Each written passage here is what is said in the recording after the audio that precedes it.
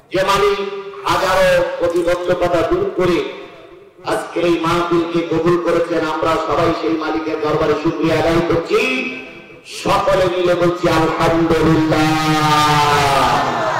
তার শুকরিয়া আদায় করলাম। কি শুনতে এসেছি? কোরআন শুনতে এসেছি। বলুন তো, পৃথিবীতে নির্ভুল যদি একটা জিনিস থাকে, সেই জিনিসটার নাম কি? কোরআন। কেন?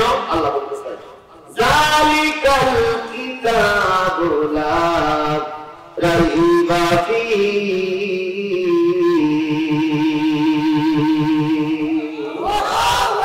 এই সেই কিতাব যে কিতাবের ভিতরে কোনো সন্দেহ নাই, ভুল নাই। কেন নাই? পৃথিবীতে কারণ না কারোর ভিতরে কিছু ভুল ভ্রান্তি আছে। একসময় ঈশ্বর সাহেব এসে করেছিলেন উপজেলার মাধ্যমে শান্তি আসবে। বর্তমান সরকার ক্ষমতায় উপজেলা বন্ধ করে দিল, উপজেলায় শান্তি নেই। উপজেলাটা হয়েছে উপজেলা। আবার আজকে যারা আইন তৈরি করে নতুন কিছু করতেছে, পরবর্তী সরকার এসে এগুলো আর চাইবে না। কিছু হয়তো বদল হয়ে যাবে।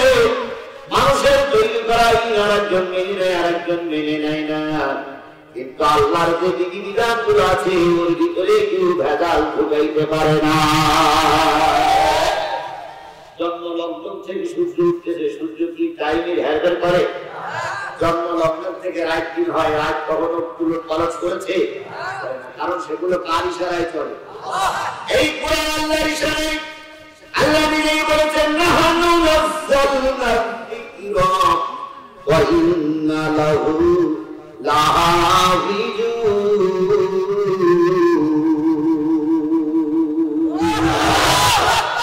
কোরআন তেলাওয়াত শুনে কিছু লোকেরা আল্লাহু আকবার বলতেছেন, আল্লাহু আকবার বলি সম্মান কমে না। বরং কোরআন তেলাওয়াত শুনলে আল্লাহু আকবার বললে আল্লাহ তাদের জান্নাতে যাওয়ার পথ সহজ করে দিবেন। আল্লাহু আকবার।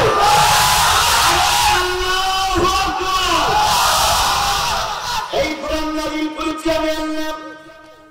সংরক্ষণ হেফাজতের দায়িত্ব কে নিয়েছেন? এই জন্য দুনিয়ার সব জায়গায় ভুল হয়, আল্লাহর কোরআনে কোনো ভুল হয় না। বলুন তো, আমরা এখানে নামাজ পড়েছি যে ফাতিহা দিয়ে, সূরা ফাতিহা দিয়ে। সৌদি আরবে সেই ফাতিহা দিয়ে নামাজ হয়। কি বলে? সত্যি? আমেরিকাও সেই ফাতিহা দিয়ে নামাজ হয়। পৃথিবীতে কি ফাতিহা দিয়ে নামাজ হয়? কারণ পৃথিবীর সব কোরআন। তবে কিছু কিছু লোক বুঝতে পারে না। বাংলাদেশের একজন অল্প শিক্ষিত লোক হজ করতে গেছে, মসজিদে গল্প করতেছে, ভাই যে এমন একটা সোনার দেশ, মানুষগুলো এত ভালো, এত ভালো। আর একজন জিজ্ঞেস করছে, তুই তো এই দেশ থেকে বাংলা ভাষার লোক, ওই দেশে গিয়ে কি ভাষা কি?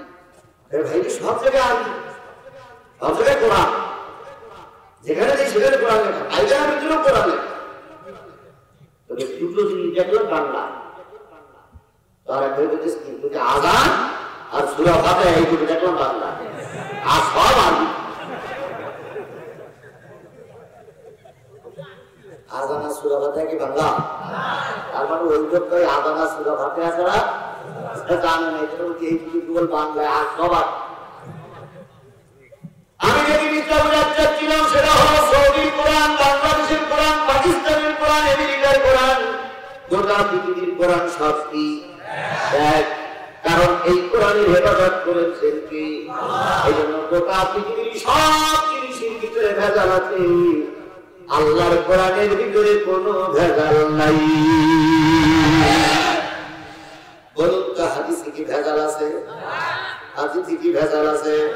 অবশ্যই আছে, অবশ্যই আছে। যদি বলেন কেমন? হাদিসে যদি ভেজাল না থাকতে পারে, সহিহ হাদিস আর জাল হাদিস হলো কেন? কেউ বলে না সহিহ হাদিস, এই সহিহ হাদিস যদি হয় তাহলে জাল হাদিস। কেউ বলে না ভালো নেতা নেই, ভালো নেতা থাকি খারাপ নেতা। কেউ বলে না সুন্দর নেতা নেই, ভণ্ড নেতা আছে। কথা বলেন ঠিক না? দেখি কেউ বলে না একের পিতাদি, একের পিতাদি 2 নম্বর প্রিয়। সহিহ হাদিস হলে জাল হাদিস আছে। এবার বলুন তো, ইমাম ভালো ইমাম আছে, ভেজাল ইমামও আছে, ভালো নেতা আছে, ভেজাল নেতাও আছে, সব জায়গায় ভেজাল। আমাদের ভিতরে সমাজে সব জায়গায় ভেজাল। একটু ভালো চাউল কিনেছেন খাইবেন, কয়েকদিন পরে দেখা গেল দুই দাঁতের মাঝখানে পড়েছে বড় এক পাথর, চাপ দিচ্ছেন পাথর ভেঙে গেছে, দাঁতও ভেঙে গেছে। তাহলে বোঝা গেল ভালো চাউলের ভিতরে কি ভেজাল। শীতকালে নারকেল তেল জমে যায়, সরিষার তেল সেগে থাকে। বাজার থেকে 2 রকম তেল কিনে নিয়ে আসছেন, পরের দিন দেখা গেল নারকেল তেল সেগে আছে, সরিষার তেল জমে গেছে। তাহলে বোঝা গেল তেলের ভিতরে কি, ডালির ভিতরে ভেজাল। স্ত্রী শুনে কাঁচাল করে বাজার থেকে বিষ কিনে নিয়ে আসছেন, রাতে খেয়ে গোপনে বিষ খেয়ে শুয়ে আছেন, মরি না কেন? সকালবেলা তাকে রহন ঠিকই আছে, দিয়ে মরিনি। ডাক্তারের কাছে গিয়ে বলতেছে ডাক্তার বিষ খাইলাম, বললাম না কেন? ডাক্তার বলতেছে কৃষির ভিতরেও ভেজাল। এই সব জায়গার ভিতরে ভেজাল আছে, কথা বলেন ঠিক করে ঠিক? খুব শক্ত কথা বলতো, অনেক বক্তারা এখন মুখী তারা লাগিয়েছে ভিতরে ভেজাল।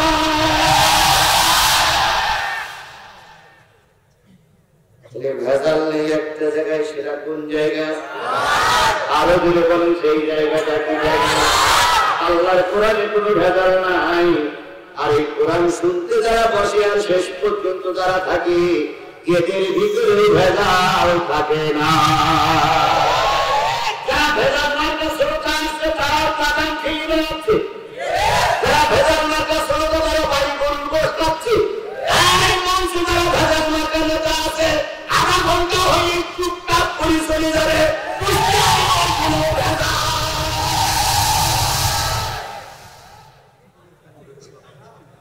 দেখেন একটু পরে কে চলে যাবে, কে চলে যাবে। এতক্ষণ চলে যাওয়া লাগে তো কোরআনের মাহফিলে আসা লাগে। সব জায়গায় কিছু কিছু ভেজাল আছে, কেবলমাত্র কোরআন শুনতে যারা বসে যায় এদের ভিতরে ভেজাল নাই। আপনারা নির্ভেজাল কোরআনের জন্য বসেছেন, যে মালিক নির্ভেজাল হয়ে কোরআনের পক্ষে বসার তৌফিক দিলেন, সেই মালিকের দরবারে শুকরিয়া আসতে না করে সবাই মিলে বলছি আলহামদুলিল্লাহ। সর্বকালের সর্বশ্রেষ্ঠ মহামানব, যার আবশ্যে আবশ্যিত হয়ে আমরা উন্নত বলে দাবি করেছি, সেই নবীর নামে দুরূদ আর সালাম সবাই মিলে বলছি সাল্লাল্লাহু আলাইহি ওয়াসাল্লাম। ভাই ওই লোকগুলোর বসার জায়গা নাই, দেন বসার জায়গা বেশি না করেন তাহলে তো সমস্যা। এখনো তো লোক আসবে ইনশাআল্লাহ, ইনশাআল্লাহ আসতেই হবে। ঘরে যেগুলো ঘুমাইছে ওগুলো দেখে আনা যায় কিনা দেখি।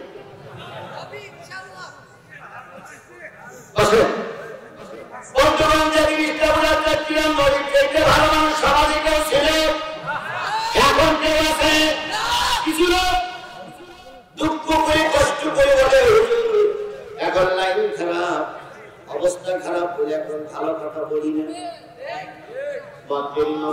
জিজ্ঞেস করে ভালো কথা বলেন না কেন?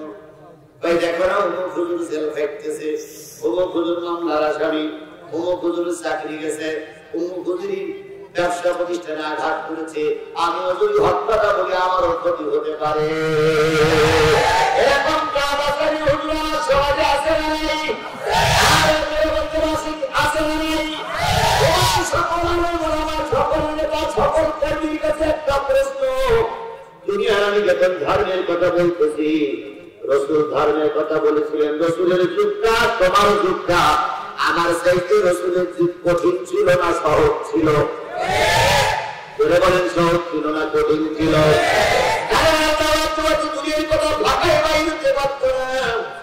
মানুষ থেকে গালি গালাজ করতো, তিরস্কার করতো, রসুল একা একা চলতেন, কেউ যেন দেখতে না পায়। কেমন অবস্থায় মদিনার থেকে একজন লোক আসলো বিক্রি করার জন্য, তিনি এসে মক্কায় খুঁজতেছে কেউ উঠতেন বা কেউ উঠতেন বা কেউ উঠতেন বা স্বরাষ্ট্রমন্ত্রী, পররাষ্ট্রমন্ত্রী, তারপরে ধর্মমন্ত্রী, প্রতিমন্ত্রী, পুলিশ, সব লোকেরা একজোট হয়ে বলল তোমার এই আমরা কিনবো না, যদি পারো নেতার কাছে বিক্রি করো। নেতার নাম কি? আবু জাহাল। ওনার কাছে বিক্রি করো। লোক দিয়ে বলতেছে নেতা একটা উট নিয়ে আসছিলাম, কেনবেন কত? 40 দিন।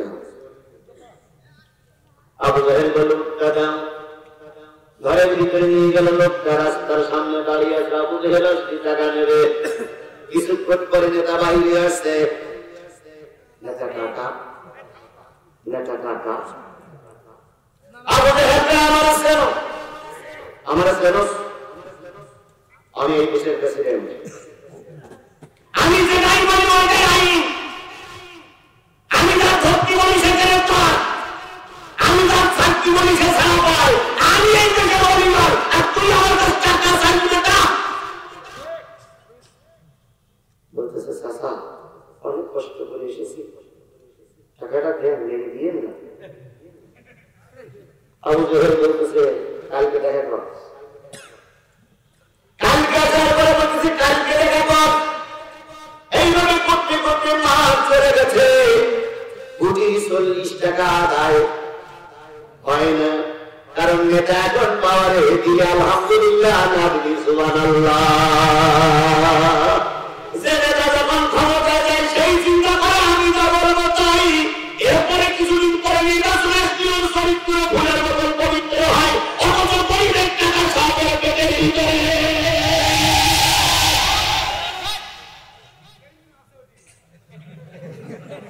এটা আপনাদের বলা লাগবে না, আমি তো কাউকে মার করে অর্থ করতেছি।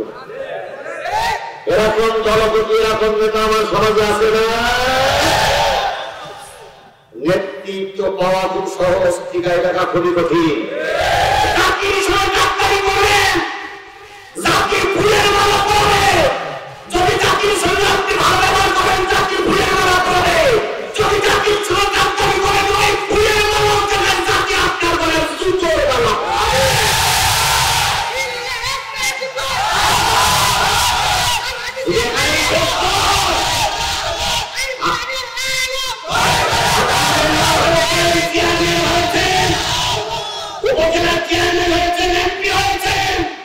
জনগণ আপনার গলায় দিল কিসের মালা? ফুলের মালা। ফুলের মালা তৈরি করতে গেলে কি লাগে? না, ফুলের মাঝখানে কিন্তু আরেকটা জিনিস থাকে, সুতা থাকে, দড়ি থাকে। এখন যাতে ফুলের মালা জাতির সঙ্গে ডাক্তারি করবেন, ফুল নষ্ট হয়ে যাবে। এই ফুলের ভিতরে যতই থাকবে ওই দল ঝুলে যাবে, কাল চলে যাবে হিন্দুস্তান কিয়ামতের আগে আকাশ পাবে।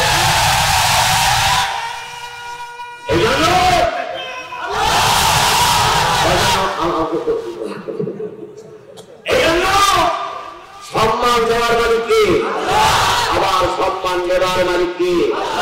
আবু জাহেল বিরাট সম্মানিত হয়েছে। গরিবের টাকা কি করেছে? মেরে দিয়েছে। 30 দিন চলে গেল। লাস্টে লোক এসে বলতেছে নেতা, আপনি না মক্কার বিরাট নেতা, সামান্য 40টা দিরহাম। 30 দিনে আমার 30 টাকা খরচ হয়ে গেছে। এখন যদি টাকা দেয় তাহলে পকেটে যাবে কয় টাকা? 10 টাকা। টাকা না দেন, মেরে দিয়েন না, মেরে দিয়েন না। আবু জাহেল বেশি চালানি করবি না, চালানি করলি উঠো যাবে, তুইও যাবে, আমও যাবে, আল্লাহও যাবে। লোকটি মন খারাপ করে চলে যাচ্ছে। না, এ টাকা দেওয়া লোক না, এরা চলে যাচ্ছে। একজন উপরে দিল ভাই, ওই মন্ত্রী পরিষদটা বসিয়ে ওদের কাছে দিয়ে নালিশ করো। যে বলতেছে ভাই আপনি কোন মন্ত্রী? স্বরাষ্ট্রমন্ত্রী। আপনি পররাষ্ট্রমন্ত্রী। আপনি অর্থমন্ত্রী। আপনি ধর্মমন্ত্রী। আপনি এই যে বাণিজ্য মন্ত্রী।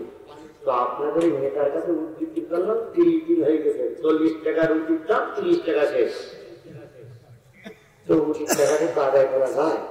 ওরা বলতো ওরে বাপ রে বাপ, আমরা হলাম কম বলছো, আর ও হইল, আমরা হলাম 25 আর ও হইল কম বলছো।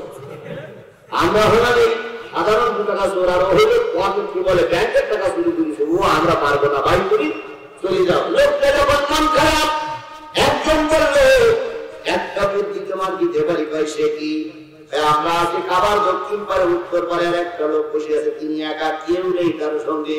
তিনি কাবার চত্বরে বসে বসে বিড়বিড় করে মালিকের কাছে কি কয়, ওই লোকটার কাছে নালিশ করো, হয়তো টাকা উদ্ধার হয়ে যাবে।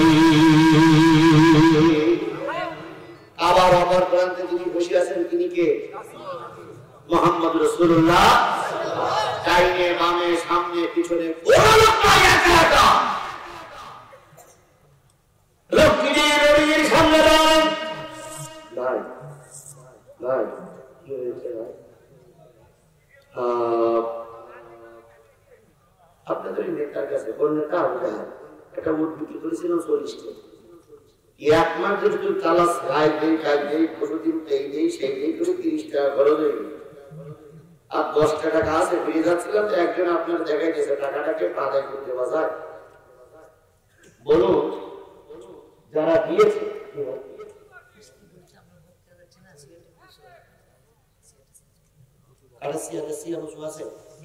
এই যে না ওটা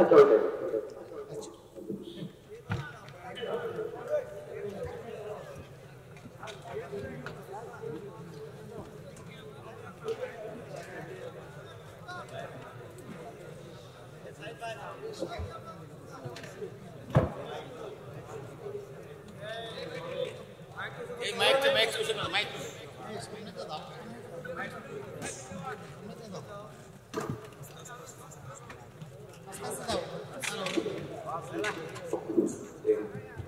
আচ্ছা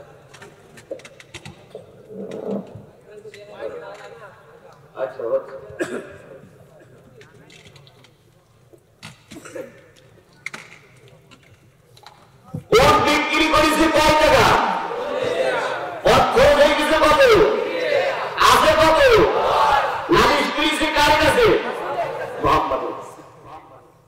এসে বলুন তো এরা কি ওই মুহাম্মদ সাল্লাল্লাহু আলাইহি সাল্লামকে এমনি দেখাইতেছে না ঠাট্টা করার জন্য দেখাইতেছে? ঠাট্টা বিদ্রুপ করতেছে যে খেলা লেগে যাবে। আল্লাহ উঠলেন, লোকটির হাত ধরলেন, আবু জাহেলের ঘরের সামনে দিয়ে বলতেছে, নেতা নেতা নেতা। কে? ভাতিজা মুহাম্মদ। কি চাই বাবা? বাহিরে আসে। নবী পাইলাম। আবু জাহেল বাহিরে আসলো। মুহাম্মদ বললেন, চাচা এই মুসাফিরের কাছে উট কিনেছেন? হ্যাঁ। কত? 40। টাকা দেন না কেন? পারবেন? সাহসের এখন আছে? আছে। সবচেয়ে বড় ধনী সরকার দলের লোক অথবা ওসি সাহেব টাকা নিয়ে লিখে এই বলতে পারবে যে টাকা দেন? এই হিম্মত আপনার আমার নাই। যদি দেয়তে ভালো, না দিদি টাকা চাইলে বলে তোর বৃন্দাবনে পাঠাবো। নবীজি বলেন, উট কিনেছেন, টাকা দেন না কেন? আবু জাহেল বলছে, ভাতিজা 31 মিনিট সময় দাও, শুধু ঘরের ভিতরে যাবো আর আসবো, টাকা নিয়ে আসতেছি। আবু জাহেল ঘরের ভিতরে ঢুকলো, টাকা গুলো এনে বেদিনকে দিয়ে দিল, বেদিন চলে গেল। নবী তার কাছ থেকে দোয়া নিয়ে জায়গায় পৌঁছে গেলেন। এমপি মন্ত্রী সব নেতার বাড়ি হাজির। নেতা কি করবো? 1 মাস চালালেন আর একবার খুশি দিয়ে দিলেন। মান সম্মান সব গেল। আমাদের দল এত শক্তিশালী, এক হুজুরির টাকার পর সব গেল। কিছু কিছু লোক কয় ওই হুজুর আসলে সব তছনছ করে গেল। আপনারা এই থানায় রাজনীতি করতেছেন 50 বছর। 50 বছরে যা গড়লেন আমি 2 ঘন্টার ভিতরে সব যদি তছনছ করে ফেলি। রাজনীতি বাদ দেন, ছাত্র বাদ দেন, রাজনীতি বাদ দেন, বাকি কি কাজ করেন? রাজনীতি বাদ দিয়ে ভ্যান চালাই খান। 50 বছরের উপর যদি জিহাদি এক ঘন্টার ভিতরে ভাঙচুর করে ফেলে, আপনাদের রাজনীতি করার চেয়ে ভিক্ষে করা ভালো। অত সাহস নয়। ভালোর পক্ষে জীবন বিরোধিতা করে আপনার কোনো ক্ষতি করতে পারবে না। ইসলামী আন্দোলনের পক্ষে আমরা কথা বলি, আপনারা যত নির্যাতন চালিয়েছেন, তত দিনের কর্মী বেড়েছে, চ্যালেঞ্জ করতে সুযোগ দিয়ে দেখেন আপনাদের দলের মধ্যে ছিল আমাদের দলের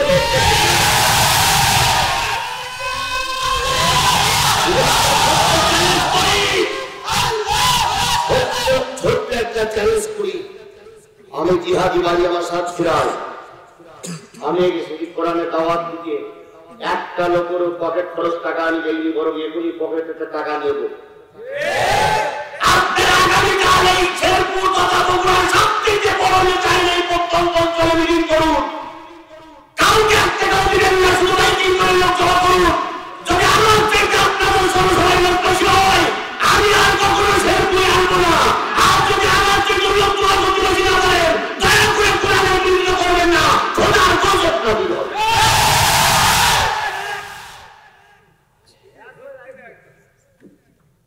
একটা লোকের ভিতরে দেখেন একদম নীরবতা পালন করে মানুষ কোরআন শুনতেছে, এর থেকেও কি বুঝি আসে না যে কোরআন আল্লাহ কত কোরআনকে ভালোবাসে।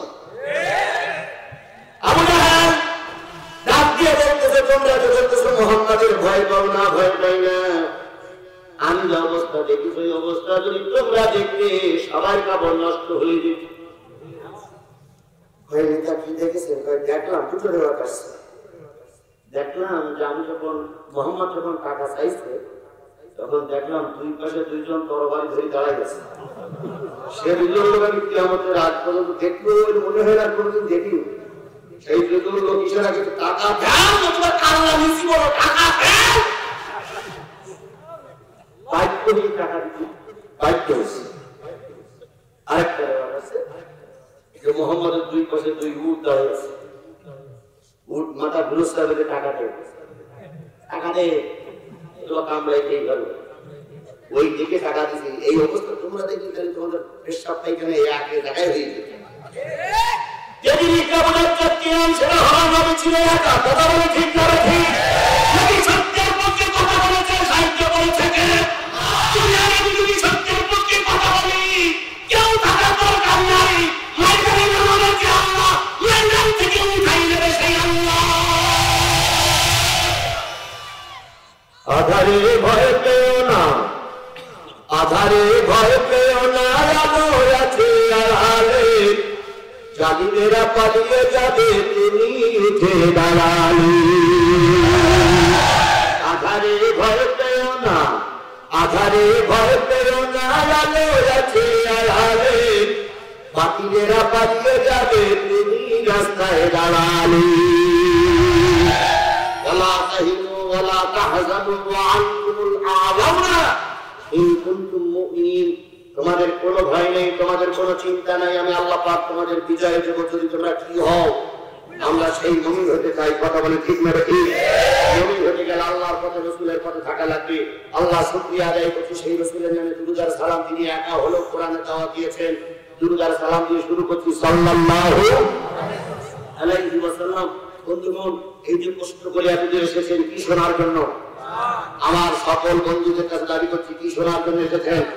কোরআন শোনার জন্য এসেছেন। আমি কোরআন থেকে আলোচনা করতে চাই, আপনারা কি শুনতে রাজি আছেন? সবাই মিলে রাজি আছেন? আমি সূরা মায়েদার 67 নম্বর আয়াত পড়েছি, কারণ এখন বিশ্ব ইজতেমা চলছে। বিশ্ব ইজতেমা নিয়ে বিশেষ করে তাবলীগ নিয়ে কিছু কথা বলবো, যেটা কোরআনের তাবলীগ, ইসলামের তাবলীগ, সেই তাবলীগ নিয়ে কথা বলবো।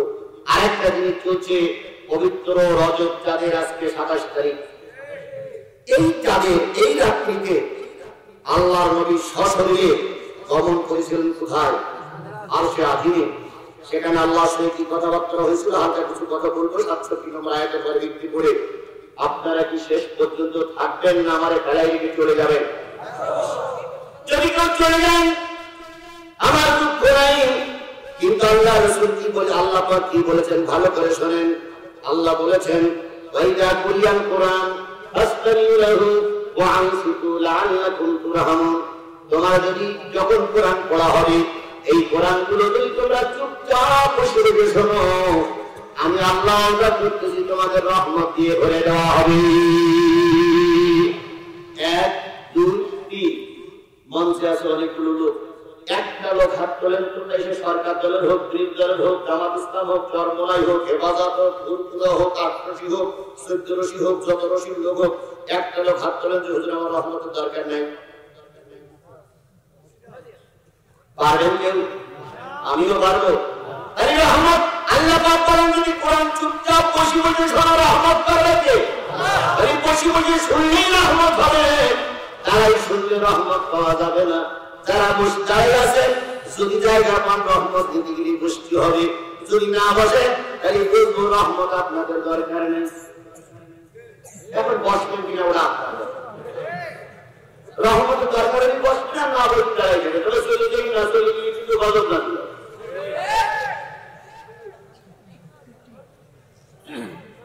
জি কর্তৃপক্ষ এত হাত আলোচনা করতে হবে না, আপনার নেতৃত্ব করো না, আপনার সহজের কারণে আপনাকেই বসতে হবে। আল্লাহ আমাদের বসার তৌফিক দান করুন, সকলে বলুন আমিন। যেমন হাদিসে আইয়ুব বলেন নাস্তামা কওমান ফি বাইতিন মিন বুয়ুতিল্লাহ ইয়াতলুনা কিতাবাল্লাহ ওয়া ইয়াতাদারাসুনাহু ইল্লা নাযালাত আলাইহিমুস সাকিনাহ ওয়া গাশিয়াতুহুমুর রাহমাহ ওয়া হাফাতুহুমুল মালায়েকা ওয়া যাকারাল্লাহু ফী মান ইনদাহু। নবী বলেন মসজিদ অথবা মসজিদের বাইরে আমার উম্মত আল্লাহর বান্দা যখন কোরআন হাদিসের আলোচনা করে, ওই আলোচনাগুলো নারী হোক আর পুরুষ হোক যদি চুপচাপ বসে বসে শোনে, ইল্লা নাযালাত আলাইহিমুস সাকিনাহ, তাদের মাথার উপর দিয়ে আল্লাহ পাক সকিনা নাযিল করে দেয়, তাদের মাথার উপর দিয়ে আল্লাহ পাক সকিনা বর্ষণ করে দেয়, তাদের মাথার উপর দিয়ে আল্লাহ পাক রহমতের বাতাস প্রবাহিত করে দেয়।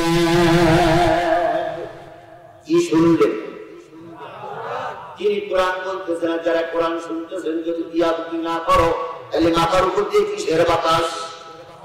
রহমতের বাতাস। ইল্লা নাযালাত আলাইহিমুস সাকিনাহ ওয়া গাশিয়াতুহুমুর রাহমাহ, মাথার উপরে সামিয়ানা ছাদ করে নাই ছাদ, রহমতের সামিয়ানা দিয়ে ঢেকে রাখা হয় যাতে শয়তান ওদের ধোঁকা দিতে না পারে। ওয়া হাফাতুহুমুল মালায়েকা, যারা কোরআন শুনবে, যারা কোরআন বলবে, যদি বিয়াদবি না করে ফেরেশতারা চারিপাশে গোল হয়ে দাঁড়িয়ে গেছে, একজনের কাঁধের পর একজন, আরেকজনের কাঁধের পর আরেকজন, আরেকজনের কাঁধের পর আরেকজন, এভাবে প্রত্যেক আসমান পর্যন্ত ফেরেশতা দাঁড়িয়ে গেছে। ফেরেশতারা দোয়া করতেছে, আল্লাহ রামেশ্বরপুর মৃত্যুর রুহের মাত্রা কামড়ায় দেওয়ার অনুষ্ঠান আর হাজার পুরুষের পুরুষ হোক, আশপাশের থেকে তোমার পাগলেরা পঙ্কপালের মতন ছুটে এসেছে, তোমার একমাত্র সাক্ষীরা থেকে সে তোমার কোরআন তেলাওয়াত করে আলোচনা করতেছে, বান্দা বক্তা সবাই বসে বসে শুনতেছে, আমরা ফেরেশতা দোয়া করতেছি, আল্লাহ আখির মোনাজাত হয়ে যাবে, ওদের জীবনের সব গুনাহগুলো মাফ করে দাও। যতক্ষণ এখানে থাকবেন ততক্ষণ দোয়া করবে কারা? ফেরেশতারা। ততক্ষণ দোয়া করবে কারা? ফেরেশতাদের দোয়ার কি দরকার আপনাদের আছে? আছে। যাদের দরকার আছে তারাই বসুক, যাদের দরকার নেই তারাই চলে যাক, কারণ কিছু কিছু লোক যায় আর কয় এত সওয়াব আমার দরকার নেই। গতকালকে বাংলাদেশের একটা সিনেমা উদ্বোধন করতে যে একটা নায়ক মারা গেছে, নায়কটার নাম কি জানো? আহমেদ রুবেল। বইটার নাম হলো, একটা বই তৈরি করে সেই বইটার নাম হলো, ওই বইটা উনি নায়ক, উনি উদ্বোধন করতে এসেছিলেন ওই বইটা। কালকে শুক্রবারের থেকে পাবো, কালকে থেকে লোক জন্মের হারে দেখবে।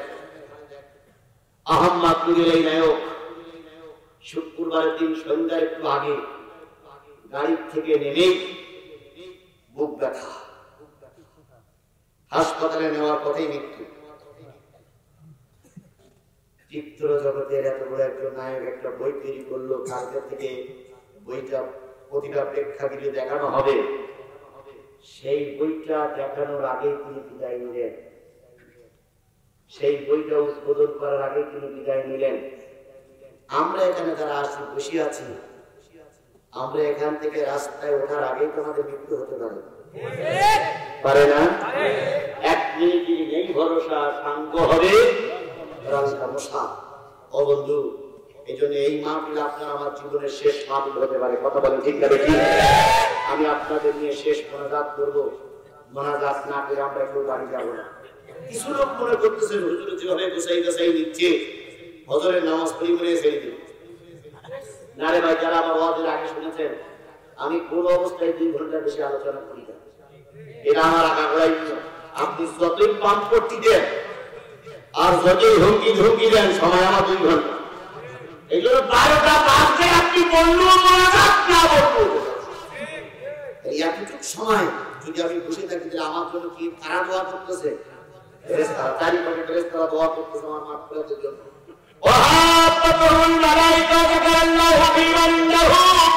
আল্লাহ তার নিকট দোয়া ফেরেশতাদের ডেকে বলে, ফেরেশতারা কবরে একজন মানুষ শুয়ে আছে, আত্মার আত্মীয়-স্বজন তার পাশে বসে বসে কোরআন শুনতেছে, দোয়া করতেছে।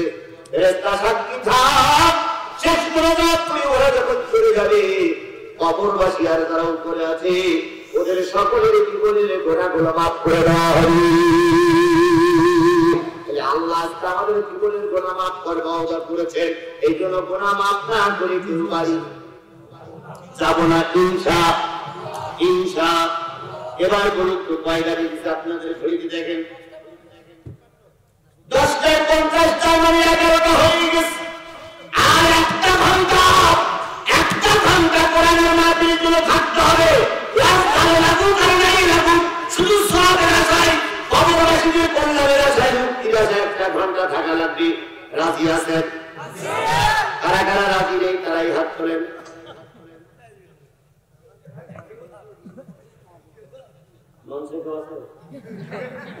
সবাই রাজি, আলহামদুলিল্লাহ। দেখতে দেখতে 1 ঘন্টা চলে গেছে। আমি 10টায় শুরু করেছি, 1 ঘন্টা চলে গেছে। আর সামনে আছে কতটুকু? 1 ঘন্টা সময়। ভাই কত ঘন্টা যে কবরে বসে শুয়ে থাকতে হবে তার কোনো ঠিক ঠিকানা নেই। রেল স্টেশনে রেল দেরি করতেছে 2 ঘন্টা 3 ঘন্টা দেরি করা যায়। পরে নিয়ে নাচ দেখতে 2 ঘন্টার পরে ঘন্টা বসে থাকা যায়। তারপরে সিনেমা হলে 3 ঘন্টা ছবি দেখা যায়। তারপরে নেতার সমাবেশে নেতা আসতেছে 5 ঘন্টা বসে থাকা যায়। আর আল্লাহর কোরআনে 1 ঘন্টা যদি সময় না দেন, বুঝতে আপনার জন্য সমস্যা, বুঝতে আপনার রক্তে নাই, বুঝতে আপনার মুসলমানের রক্ত আপনার শরীরে নাই, যার কারণে কোরআন আপনার ভালো লাগতেছে না। যিনি যারা বোঝে তারা শুধু ইশারায়, না জানে বুঝে কে পারে কোথায়। আবু লাহাবকে রাসূল বুঝাইছিল কিন্তু আবু লাহাব হেদায়েত, আবু জেহেলকে রাসূল বুঝাইছিল আবু জেহেল হেদায়েত। এরকম কিছু লোক আছে, আমি যত ওয়াজ করি না কেন যাবে আর বলবে ও কথা বাদ দে, ও কি ওয়াজ হচ্ছে, আসতে একটু ওয়াজ শুনছি, এদিকে কথা ওদিকে কথা বলি, সময় কাটাচ্ছে, ওয়াজ হচ্ছে। আর একজন যাচ্ছিল মোটরসাইকেলে, সে পানি সেগুলো বলতে কি হলো, এটা ওয়াজ হচ্ছে না। তখন উনি বলে তাহলে আপনি যে একটু ওয়াজ করেন আমরা শুনি। কোনো কথা বলে হুজুর যে কোরআন শরীফ পড়তেছে ওখানে পড়তে পারি,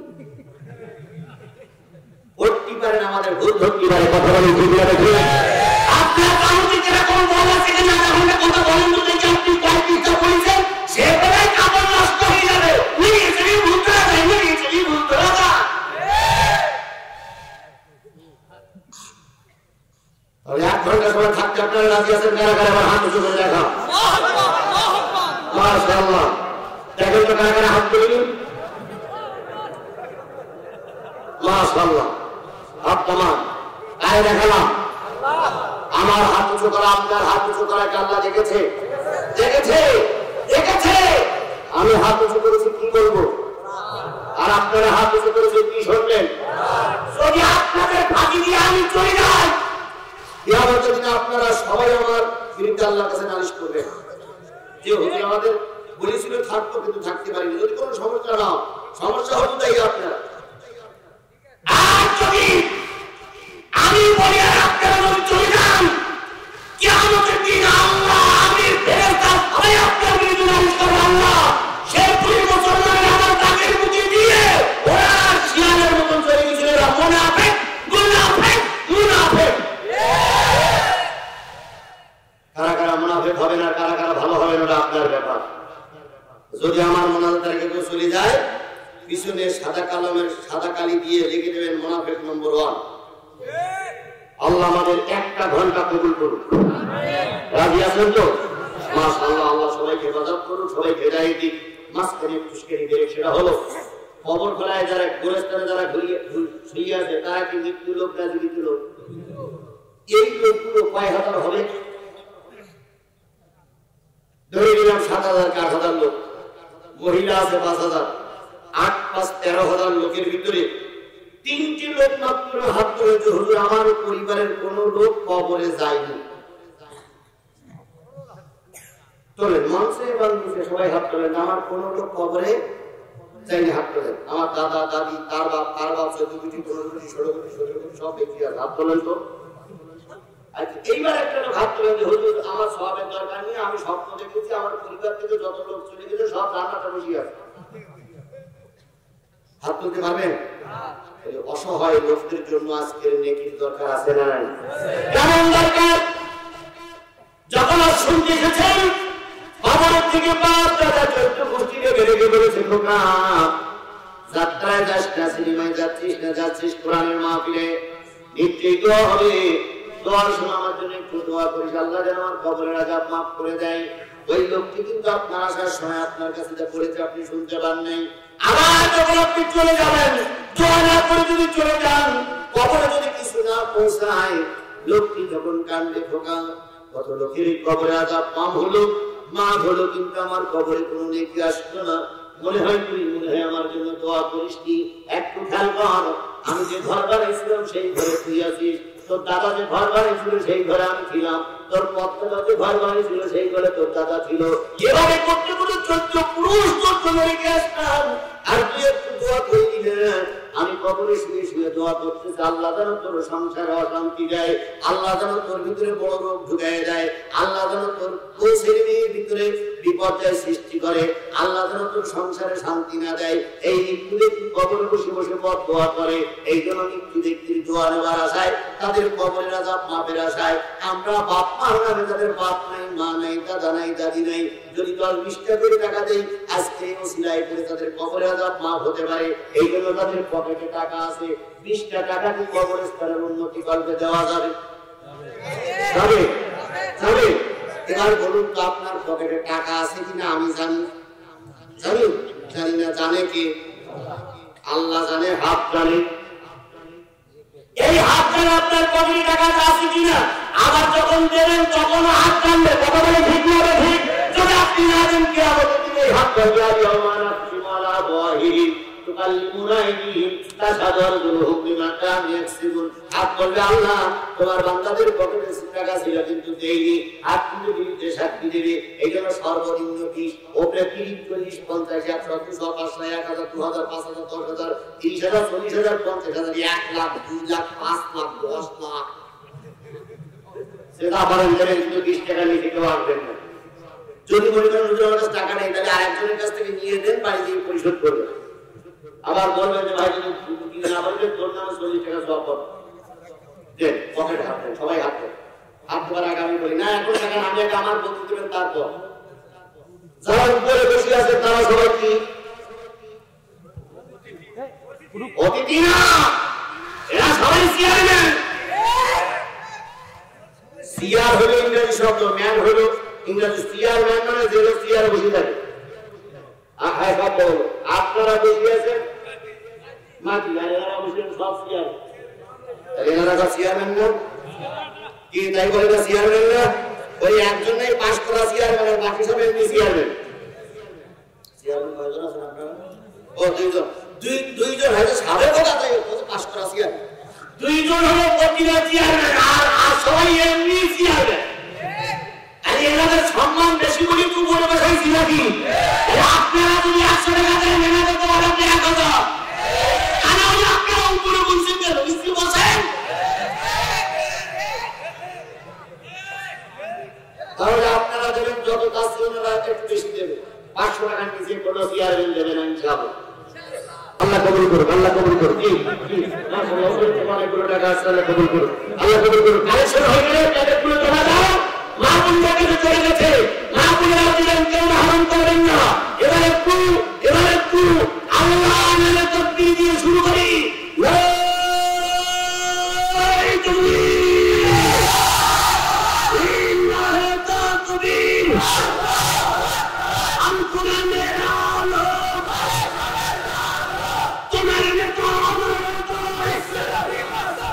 তুমি আর মুসলিম দিচ্ছে 1000 টাকা। এটা বললেন তো ভাই সাহেব, ও আপনার পক্ষ থেকে, আপনার পক্ষ থেকে আজকের মাহফিলে সম্মানিত সভাপতি প্রিন্সিপাল হুজুর তার পক্ষ থেকে ৩৮,০০০ টাকা জীবন বেঁচে গেছে।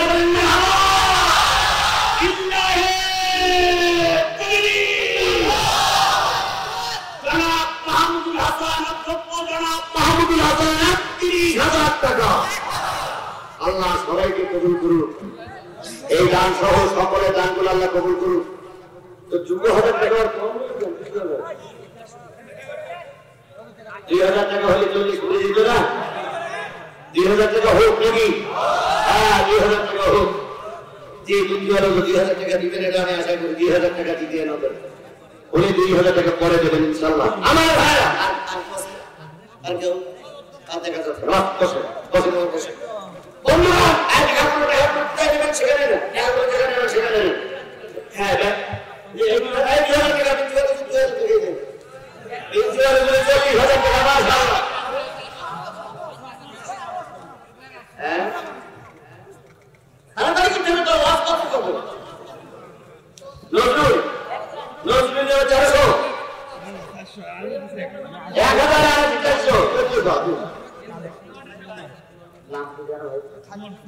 সুমন ভাই ২০০০ টাকা, আরেকজন ১,০০০ টাকা, আরেকজন ৪০০ টাকা। আল্লাহ সকল টাকার দান কবুল করুন।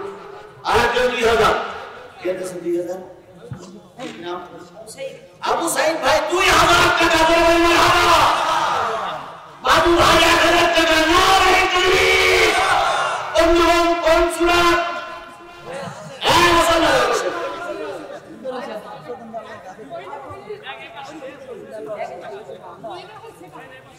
বন্ধুগণ কোন সূরা? সূরাতুল মাইদা।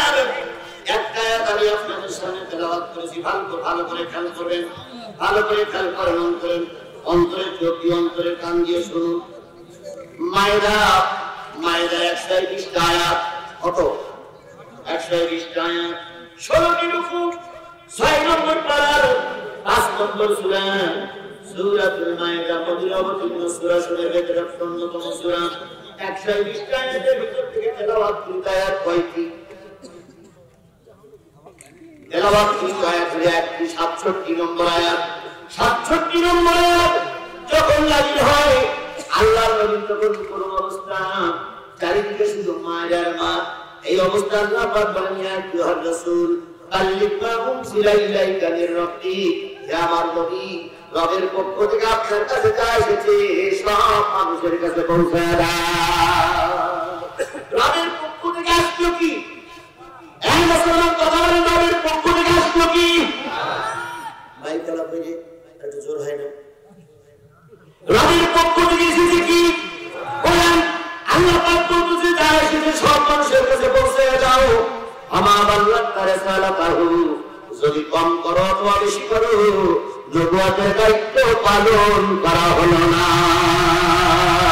এখন এই আয়াতটা এখনো চালু আছে না মানসুখ হয়ে গেছে? চালু আছে না, আয়াতটা রহিত হয়ে গেছে। তাহলে আল্লাহ যেন বলতেছেন, ইয়া আইয়ুহাল উলামা, ইয়া আইয়ুহাল উলামা বাল্লিগ মা উনজিলা ইলাইকা মির রাব্বিক, হে আমার সম্প্রদায় নবীর উত্তরসূরিরা, আল্লাহর পক্ষ থেকে তোমাদের কাছে যা আছে সব মানুষের কাছে পৌঁছায় দাও। এবার আমার জাতি বলুন, আল্লাহর পক্ষ থেকে এসেছে কি? আরো জোরে বলেন, আল্লাহর পক্ষ থেকে এসেছে কি? কোরআনে যা আছে সব মানুষের কাছে কি করতে হবে? পৌঁছাই দিতে হবে। যদি দেখো সরকারে চলেন, যদি দেখো তোমার পায়ে মামলা হচ্ছে, যদি দেখো তোমার লাভি হচ্ছে, যাদের কথাগুলো যদি কমেই দাও তোমার বাড়িয়ে দাও। যেখানে বলার মতন সেখানে একটু বেশি করে বললে, যেখানে বলার মতন না সেখানে কমে গেলে, আল্লাহ নবী বলেছেন আফজালুল জিহাদ কালিমাতুল হক ইনদা সুলতান জায়েদ, সবথেকে বড় জিহাদ হলো জালেম শাসকের সামনে সত্য কথা বলা। বসন্তের পাখির মতন যদি এই বাতাস পরিবর্তন হয়, অনেককে মাঝে দেখা যাবে তখন তোমার মতন পাখির দরকার নাই। এখন চলে যাওয়া হবে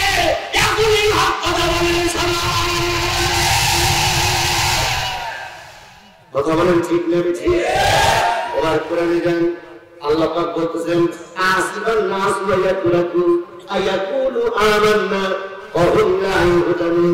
তারা কি মনে করেছে এ কথা বলে তারা নাজাত পেয়ে যাবে যে আমরা ঈমানদার, অথচ তাদের কোনো পরীক্ষা হবে না। যে যত ঈমানদার পরীক্ষার মাত্রা তার তত বেশি। ভালো ছাত্রের পরীক্ষা বেশি হয় না কম হয়? এই মুসলমান, ভালো ছাত্রের পরীক্ষা কঠিন না সহজ? আমরা ভালো ছাত্র না খারাপ ছাত্র? এই ভালো ছাত্রের পরীক্ষা কঠিন হবে, কথা বলেন ঠিক না ঠিক? এখন তার পরীক্ষাই হচ্ছে না, বিনা পরীক্ষায় এখন সবাই পাস, এখন হয়েছে অত পাস। সব জায়গা তো যারা পাওয়ার আছে তারা চিন্তা করতেছে আমরাই ক্ষমতা দেখবো, তিনজন আমরাই করি দেব। ওনারাই দলের নেতা, তারপরে 3 নম্বর দলের ওনারাই নেতা। কিছু নেতা কুরবানির মতন কিনে ওনারা নির্বাচনে দাঁড় করাই দিয়েছে, ওনারাই নেতা। এক নেতা যা বলে সমস্ত কর্মীরা তাই শোনে। আবার এটি কয় গণতান্ত্রিক বাংলাদেশ, গণতন্ত্র কোন জায়গায় আছে লাইট মেরে খুঁজে পাওয়া যায় না। শুধু নামে গণতন্ত্র, আর মানুষের কি খেলা করতে গেলে তো দুটো ভোট করাবে, কথা ঠিক করে দুই চেয়ারম্যান ভোটে নয়, একজন অতীতের আর একজন বর্তমান। দুই চেয়ারম্যান দুইটা প্রতীকে, একটা নারকেল গাছের একটা কলা গাছ। দুইজন নির্বাচন করুক, দুইজনের ভোটার কার্ড মিছিল করুক, মিটিং করুক, নির্বাচনের কেন্দ্রে যা, ওখানে গিয়ে ভোট দেওয়ার পরে ভোট গণনা করার পরে কলা গাছ চাষ করে আমরা বৈধ মনে করবো, নারকেল গাছ চাষ করে আমরা বৈধ মনে করবো। কিন্তু একজন লোকে খাইও না, আরেকজন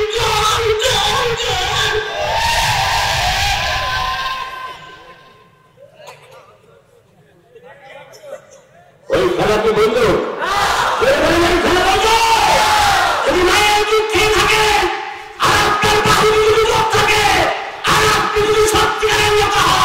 সবাইকে নিয়ে ময়দানে খেলতে হবে, দেখে আপনারা কোন নাই দুধ খেয়েছেন আর আমরা কোন নাই দুধ খেয়েছি।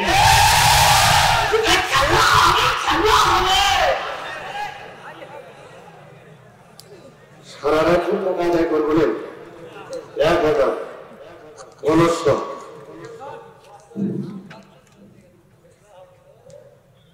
বগুড়ার মাটিতে খেলা হবে রংপুর আর সিরাজগঞ্জ।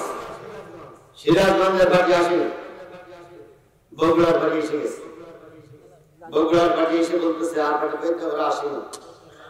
কর্তৃপক্ষ বলতেছে বহুত টাকার টিকিট কেটেছে, 14,000 কোটি টাকা টিকিট কেটেছে, এখন খেলতেই হবে। তখন এই যারা বগুড়ার পার্টি ওদেরকে ভাগ করিতেছে, তুই হলি মহামেডান, তুই হলি আবহাওয়া।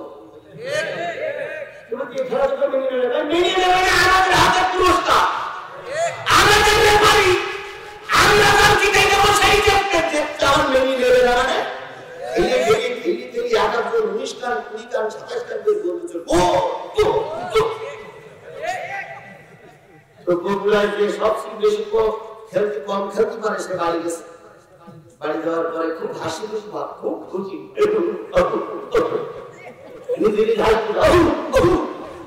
স্ত্রী বলতে এত আনন্দ করতেছ কেন? স্ত্রী বলতে তুমি তো সারা জীবন বোল খাও, মেম্বার বলতে তোমার জানানো বাতিল হয়ে যা, আর তুমি এখন বোল দিয়ে আসলে পাশ করে আসলে তোমার প্রতিপক্ষ যারা ছিল তারা কি দুর্বল নাকি? উনি যখন বলতেছেন আরে দিনই যাদের সঙ্গে খেলার কথা ছিল তারা আসেনি।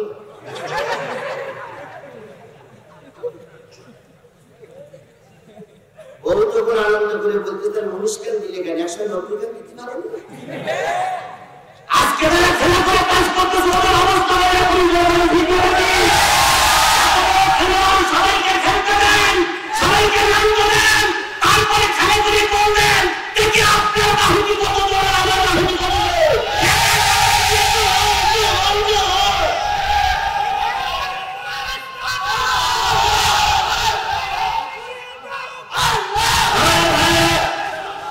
যে জিনিসটা মনে একটা চিনেন সেটা হলো আহসিবান নাস ইয়াতরাকু ওয়া ইয়াকুলু আমান্না ওয়া হুম লা ইফতানুন।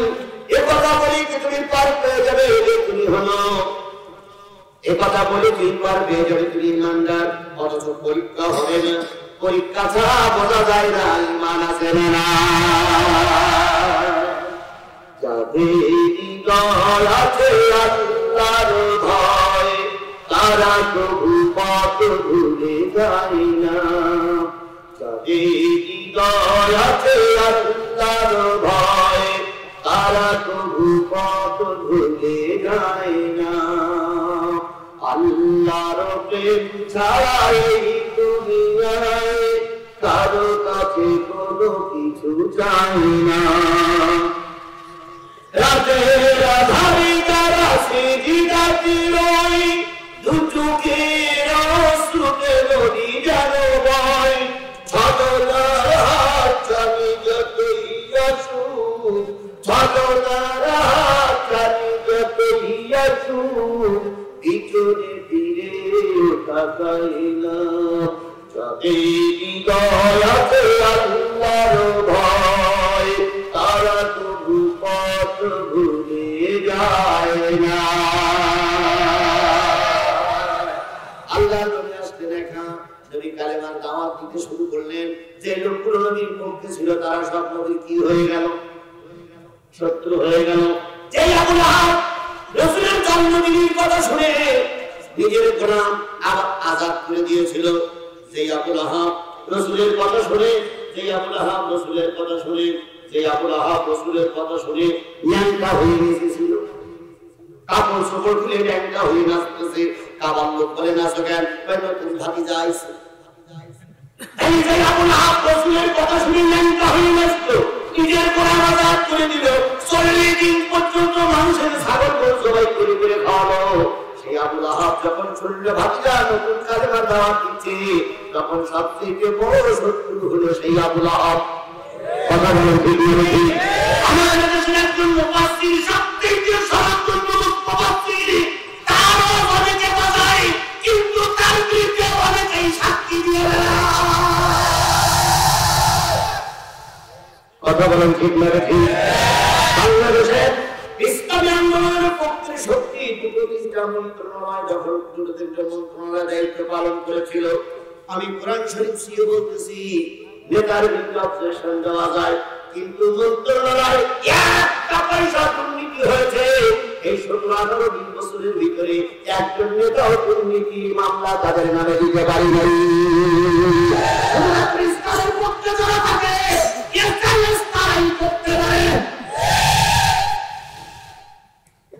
আল্লাহর নবীকে এত ভালোবাসতো যে কালেমার দাওয়াত দিল, সেই বন্ধুরা কি হয়ে গেল? শত্রু হয়ে গেল। অনেকে আমাদের ভালোবেসে দাওয়াত করে যাওয়ার পরে কয় হুজুর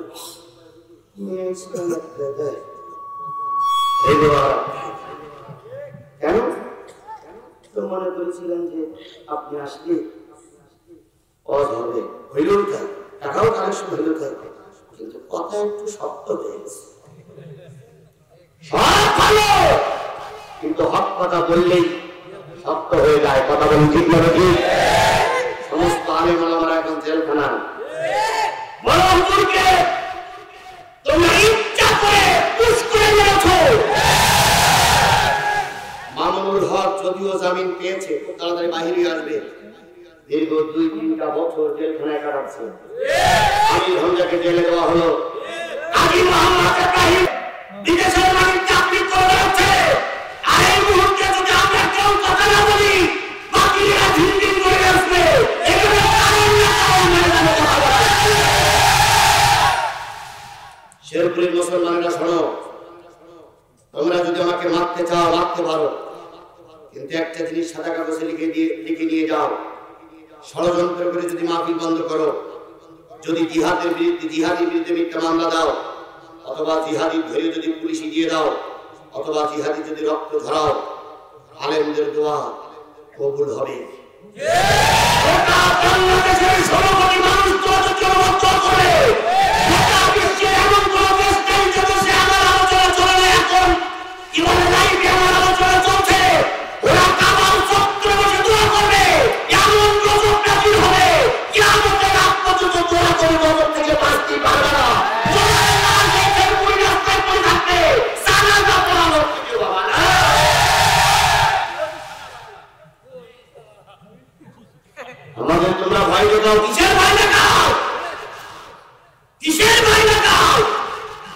তোমাদের টাকায় আমরা চলি না, আমাদের টাকায় তোমরা চলো। আমাদের মোবাইল করা ট্যাক্স, জরির খাজনা, মোটরসাইকেল কিলোমিটার ট্যাক্স, জরি কিলিয়ে ট্যাক্স, সমস্ত ট্যাক্সের পয়সা দিয়ে তোমরা চলো, আমরা তোমাদের পয়সায় চলি না। আমাদের কথায় তোমরা চলো, তোমাদের কথায় আমরা চলবো না। যদি মনে করো আমাদের কথায় তোমরা চলবে, তাহলে থাকো না, তোমরা বেরিয়ে চলে যাও, আমাদের ট্যাক্স আমরাই রক্ষা করবো। যে মায়ের মাঠ থেকে 10 লক্ষ মানুষ আমাদের তাড়াই দিয়েছিল, সেটাকে আল্লাহর কি খেলা? যে জান্তা বাহিনী আমাদের দেশে 10 লক্ষ লোক পাঠিয়ে দিল, সেই জান্তা বাহিনী সেনারা এখন আমাদের দেশে এসে আশ্রয় দেয়, আশ্রয় দেয়। আমি বলি সরকার বাহাদুর বলি, যদি কথাটা ঠিক না তাহলে আগের বছর তো বলতে হতো, সেটা হলো এদের ধরি ওই মায়ানমারের ওই 10 লক্ষ মুসলমানের কাছে ছেড়ে দেয়। সেই সেনারা এই সেই বিজেপি তোমাদের তাড়িয়ে দিয়েছিল, এটা এই সেই লোক দেখেন কি করে চা খাওয়া। আজকে পর্যন্ত সংবাদ পেলাম 320 জনের বেশি সেনাবাহিনী বর্ডার গার্ড ওই মায়ানমার 320 জনের বেশি এদেশে আশ্রয় নিয়েছে, তরবারি খেলায় অস্ত্র ভেড়াই দিয়ে। আল্লাহর খেলা খেলতে বলে সময় লাগে না। অত্যাচার করে আমার মুসলমানদের রক্ত ঝরাইছিলেন, আমার দেশের মাননীয় প্রধানমন্ত্রী তাদেরকে জায়গা দিয়েছিলেন, সেই মাননীয় প্রধানমন্ত্রী আবার এই সেনাবাহিনীর জায়গা দিচ্ছে। এর পিছনে কি আছে আল্লাহ জানে। ওদের কারণে আমার দেশের মুসলমানরা আসলে আবার যারা তারাই ছিল তারাই সে আমাদের প্রধানমন্ত্রীর কাছে আশ্রয় দিচ্ছে, আমাদের দেশের কাছে আশ্রয় দিচ্ছে। এই খেলা আল্লাহ খেলে। আজকে পাওয়ারে আছেন, কালকে সূর্য উদয় হবে সত্য, আজকের এই কাজ শেষে কালকে দিন হবে না সত্য, কিন্তু এমন কি হতে পারে কালকে সকালবেলা তোমার বা তোমার নেতার ক্ষমতা নাই।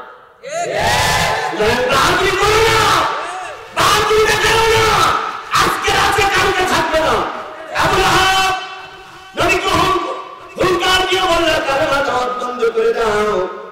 নবী বললেন, চাচা এই কালেমার দাওয়াত আমি একা দিচ্ছি না, এই তাবলীগ আমি একা করি না।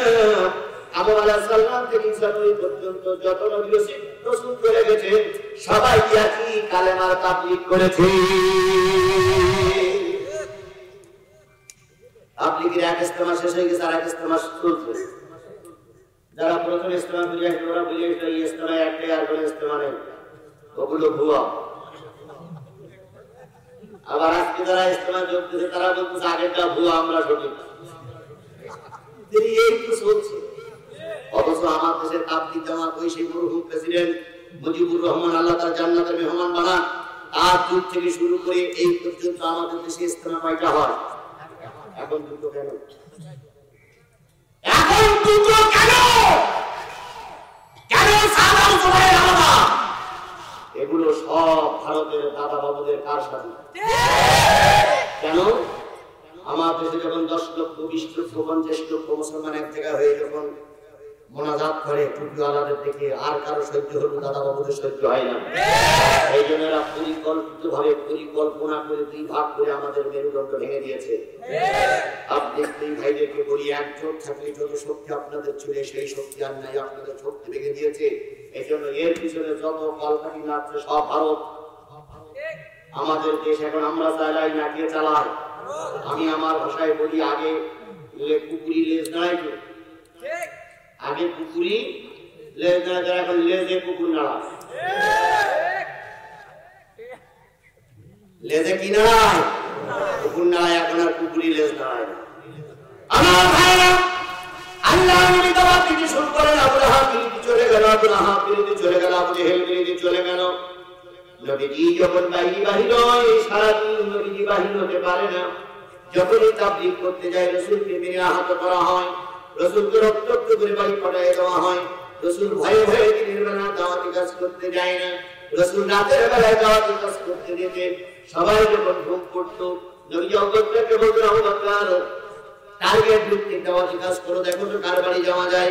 আবু বকর আগে থেকে বলে আসতেন, আজকে রাত্রিতে মুহাম্মদ আর আমি তোমার বাড়ি আনবো, দুইজন চলে যেতেন, ঘরের দরজায় নক করতেন, কেউ বা দরজা খুলতো, কেউ বা দরজা খুলতো না, কেউ বা দরজা খুলে মুহাম্মদ সাল্লাল্লাহু আলাইহি সাল্লামকে দিকে গলা ধাক্কা দিত, আল্লাহ আমি পড়ে যেতেন, কপাল কেটে যেত, নাক কেটে যেত, কান ফেটে যেত, দাঁত পড়ে যেত, দাঁত ফেটে রক্ত বাহির হতো। এমন অবস্থায় নবীজি ঘরে ফিরে আসতেন আর বলতেন বলতেন, ও খাদিজা দরজা খুলে দাও, খাদিজা তোমার জাতি আমাকে হাত করে ঘরে ফিরিয়ে দিয়েছে। খাদিজাতুল কুবরা রাদিয়াল্লাহু তাআলা আনহা দরজা খুলে দিতেন, ঘরের ভিতরে নবীকে ঢুকাতেন, নবীর সেবা শুশ্রূষা করতেন। পরের দিন সন্ধ্যাবেলা দিনের দাওয়াত নিয়ে আবার নবীজি চলে যেতেন। এভাবে করতে করতে মাস যায়, বছর ঘন্টায় চলে গেছে। নবীজি একদিন জিজ্ঞেস করলেন, খাদিজা কখনো রাত 2টার সময় আসি, কখনো সকালবেলা আসি, কখনো সন্ধ্যাবেলায় ফিরেই আসি, ফিরে আসি, কখনো মাঝরাত ফিরে আসি, যতদিন তোমার বাড়ি এসেছি একবার ডাক দিয়েছি খাদিজা, অমনি তুমি দরজা খুলে দিয়েছো। ও আমার প্রাণ প্রিয় খাদিজা, তুমি কি রাতে ঘুমাও না? তুমি কি রাতে ঘুম করো না? তোমার চোখে কি ঘুম আসে না? একবার ডাকলে তুমি দরজাটা খুলে দাও। খাদিজা নবীকে বুকের ভিতরে জড়াই ধরে বলতেছি, ইয়া রাসূলুল্লাহ আপনি দাওয়াতি কাজে যান, কত কাফের আপনাকে খারাপ ভাষায় গালিগালাজ করে, কত কাফের আপনাকে মারে, কত কাফের আপনাকে গলা ধাক্কা দিয়ে ফেলায় দেয়, আপনি কষ্ট করেন দিনের রাস্তায়, আর আমি খাদিজা যদি নরম বিছানায় লাগে, নরম বিছানায় পিঠখানা লাগায় ঘুমাই, আর আপনি যদি খাদিজা খাদিজা বলে চিনলাম, আমি যদি একটাকে দরজা খুলে না দিতে পারি তাহলে আল্লাহর কাছে কোন ঘর দিতে পারবো না নবী। এই জন্য আপনাকে বের করে দিয়ে যতদূর পর্যন্ত দেখা যায় ততদূর পর্যন্ত দরজা খুলে তাকায় থাকি, আর আপনাকে যখন দেখা যায় না দরজার গায়ে পিঠখানা লাগায় দাঁড়াই দাঁড়াই ঘুমাই, তখন রহমাতুল লিল আলামিন আমার ঘরে আসবে।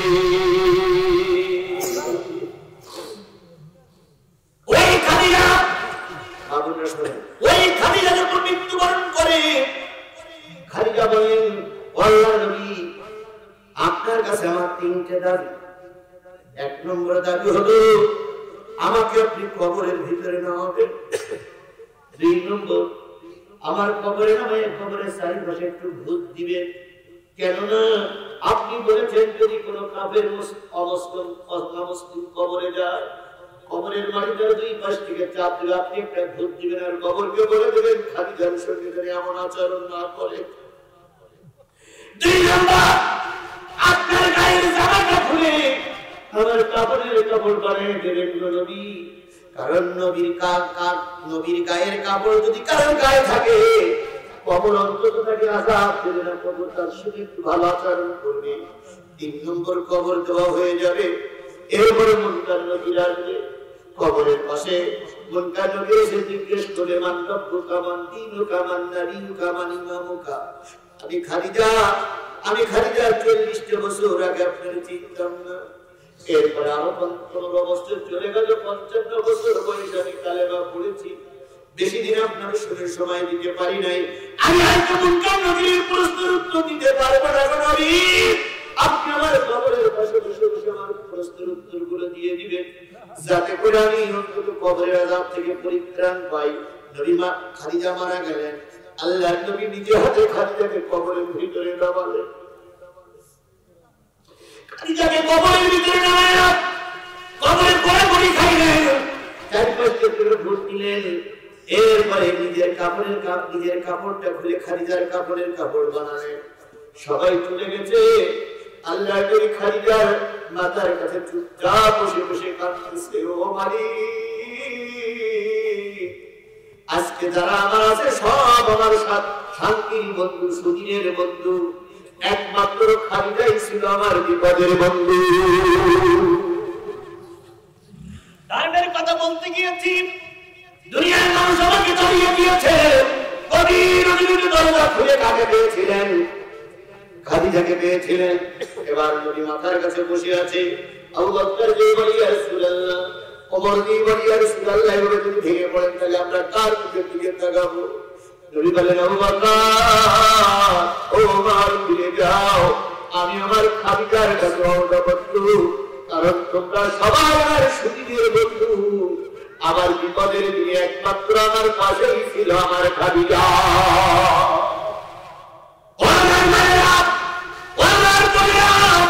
এমন খাদিজার মতন জীবন যদি কেউ গঠন করতে পারেন, নবী বলেন কারো স্ত্রী যদি মারা যায়, স্বামী যদি বেঁচে থাকে, আর লাশের মাঝখানে যদি দাঁড়িয়ে স্বামীর কথা বলতে পারে, ও আমার রব, মৃত্যুর আগের দিন পর্যন্ত আমি আমার স্ত্রীর পরে সন্তুষ্ট ছিলাম। ভালো করে শুনেন, মৃত্যুর দিন, মৃত্যুর আগ পর্যন্ত আমি আমার স্ত্রীর পরে সন্তুষ্ট ছিলাম। ও আমার রব, তুমি আমার স্ত্রীর পরে সন্তুষ্ট হয়ে যাও।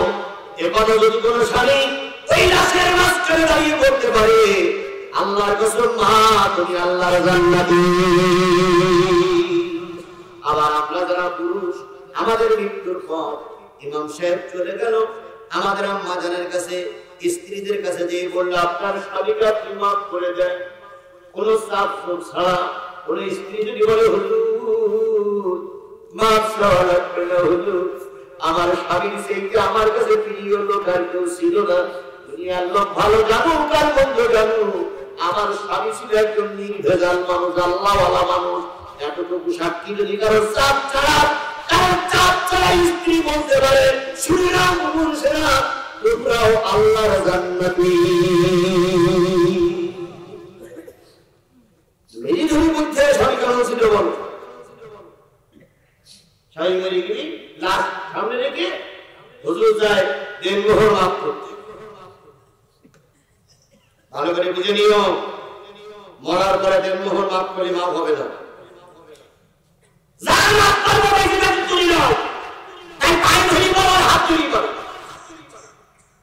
দেনমোহর বাধা শুনতে সে ভিতর থাকে না, 36 লাখ দেনমোহর সারা জীবন পরিশোধ করতে পারি না। মরার পরে হুজুর বলতেছে ভাবি আল্লাহ রাস্তা মাফ করে দেয়। আমি তখন কান্দে বলে মনে করি না টাকাটা কাজে লাগাবো, কিন্তু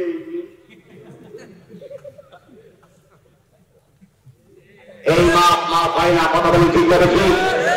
প্রথম রাতেই যা পারেন, যতটুকু পারেন সাহিত্য অনুসারে দেনমোহর বাঁধবেন। প্রথম রাত্রেই বলে দিবেন, এরপরে যদি কিছু বাকি থাকে সময় নিবেন। মাপ চাওয়াচাবি যা হবে দুনিয়ায় থাকতে, মরার পরে কোনো মাপ চাওয়াচাবি হবে না। কারণ মরার পরে পুরুষের কোনো কর্তৃত্ব থাকে না, মেয়ের কোনো কর্তৃত্ব থাকে না। কথা বলে ঠিক না ঠিক? আমি ফতোয়া দিয়ে সমাজ কলুষিত করতে চাই না, কারণ সমাজ একটা কায়দায় চলতেছে। একটা ছোট্ট ফতোয়ার কারণে সমাজ দ্বিধা বিভক্ত হয়ে যেতে পারে। এই জন্য ওই দিকে যাচ্ছি না, সুজাতটুকু বলতেছি। খাদিজার ঘরে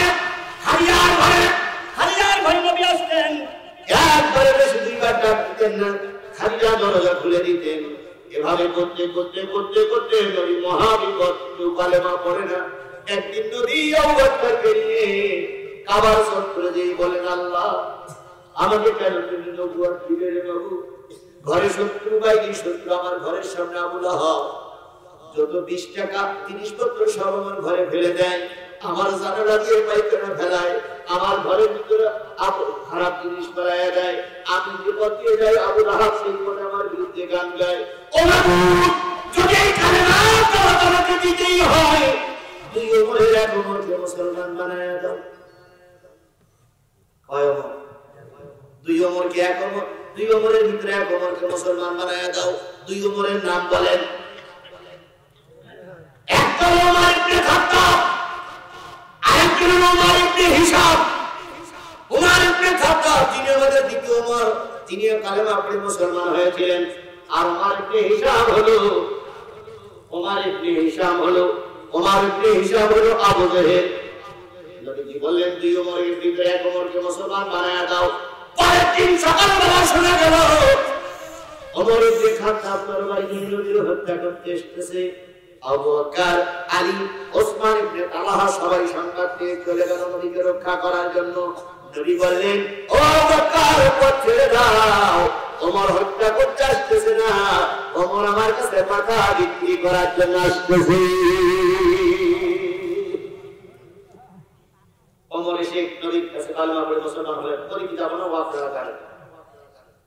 এবার কালেমা পড়ার পরে ওমর বলতেছে, ইয়া রাসূলুল্লাহ যে কালেমা পড়লাম এই কালেমা সঠিক না বেঠিক? নবীজি বললেন তোমার কি মনে হয়? ইয়া রাসূলুল্লাহ মনে হয় তো সঠিক, তারপর আপনার কাছে শুনতে চান। নবীজি বললেন এই কালেমাই সঠিক। সুবহানাল্লাহ বলবেন না? হযরত ওমর বললেন তাই যদি হয় সঠিক জিনিস ঘরে তাওবাতে করব কেন? সঠিক জিনিস রাতের বেলায় তাওবা কেন? সঠিক জিনিস রাতের বন্ধ কেন? সবার সামনে প্রকাশ্য বন্ধ। চারিদিক সত্য, তাকে দেখো সব ঢাল সৈন্য তরবারি নিয়ে আমাদের চারিপাশে ঘুরতেছে। ওমর বলেন ইয়া রাসূলুল্লাহ আপনি হয়তো আমার নাম শুনেছেন, কিন্তু আমার ব্যাপারে খুব বেশি ধারণা আপনি রাখেন না। আমি যে পথ দিয়ে হাঁটি সে পথ দিয়ে শয়তান তো দূরের কথা, শয়তানের 14 গোষ্ঠী হাঁটে না। শয়তান আমার থেকে ভয় পায়, এর নাম ওমর। কথা বলে ঠিক না ঠিক? সবাইকে দেখে তালমেরা ভয় পায় না, ভয় ভীতি একজনকে দেখে না। বাংলাদেশের আলেমদের ভিতরে ভয় ভীতি একজন আলেমকে দেখে, তাকে জেলখানার থেকে যখন বাহির করলো কি সুন্দর মধুময় হাসি, গোপগুলো লাল, দাড়িগুলো লাল, লাল দাড়ির ভিতর থেকে যখন সাদা দাঁতগুলো বাহির হলো, মনে করলাম জান্নাতি মানুষ আমাদের সামনে হাসি দিচ্ছে। এত সুস্থ শরীরের একজন মানুষকে নিয়ে গেল হাসপাতালে, পরের দিন শোনা গেল তিনি স্ট্রোক করে মারা গেছে। গোটা বাংলাদেশের 18 কোটি মানুষের ভিতর থেকে 17 কোটি মানুষ বিশ্বাস করে তিনি স্বাভাবিক মৃত্যুবরণ করেননি, তাকে ষড়যন্ত্রমূলক ভাবে মেরে দেওয়া হয়েছে।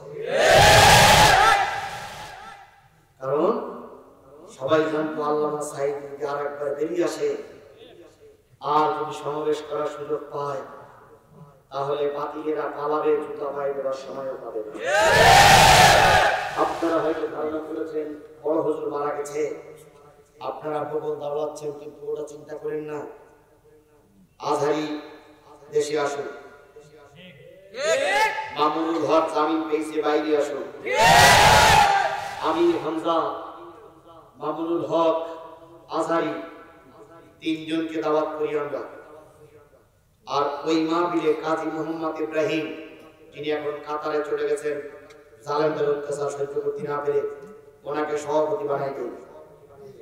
ওনার সভাপতিত্বে তিনজন আলেম মঞ্চে উপস্থিত হবে। মাইকিং করার পরে বগুড়া জেলার এমন কোন মাঠ নাই, এমন কোন জায়গা নাই 3-4 বক্তার উপস্থিতিতে লোক হবে জায়গা দেওয়া সম্ভব। এ চ্যালেঞ্জ আমরা করতে পারি না। আর আপনারা যদি সরকার বাহাদুর আপনি আছেন, বগুড়ার সবচেয়ে জনপ্রিয় ব্যক্তি খালেদা জিয়া, তাকেও নেন, তারেক জিয়ারে নেন, মরহুম প্রেসিডেন্ট এরশাদকে নেন, গোটা বাংলাদেশের সব বিরোধী দলের রাজনৈতিক নেতাদের এক প্ল্যাটফর্মে নিয়ে আসেন। যদি আপনাদের উপস্থিতি চাইতে আলেমদের সমাবেশে উপস্থিতি বেশি না হয়, আমরা আলেমদের মুক্তি কামনা করব না।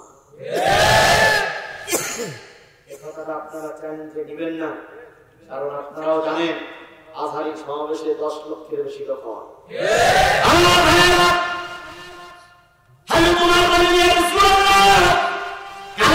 সত্য হয়, যদি সত্য হয়, ঘরের দরজা বন্ধ করে দিয়ে বলবো না, ময়দানে যাব। নবীজি বলেন দলে লোক কয়জন? ইয়া রাসূলুল্লাহ আপনি বাদে 17 জন। এই বহুত লোক না, আপনি বাদে 17 জন। হযরত ওমর বলেন 17 জন লোক যথেষ্ট। পারবা? ইয়া রাসূলুল্লাহ আপনি ঘরে বসে দোয়া করুন, এই ময়দানে গেলাম। সুবহানাল্লাহ বলবেন না?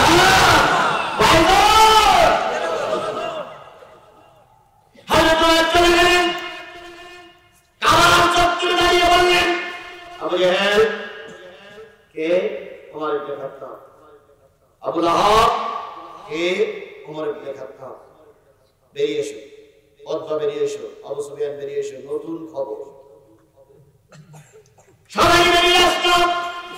হযরত ওমর হাতিমের পর দাঁড়িয়ে বললেন, আমি একটা নতুন ঘোষণা দিচ্ছি, সেটা হচ্ছে লা ইলাহা ইল্লাল্লাহ মুহাম্মাদুর রাসূলুল্লাহ, লা ইলাহা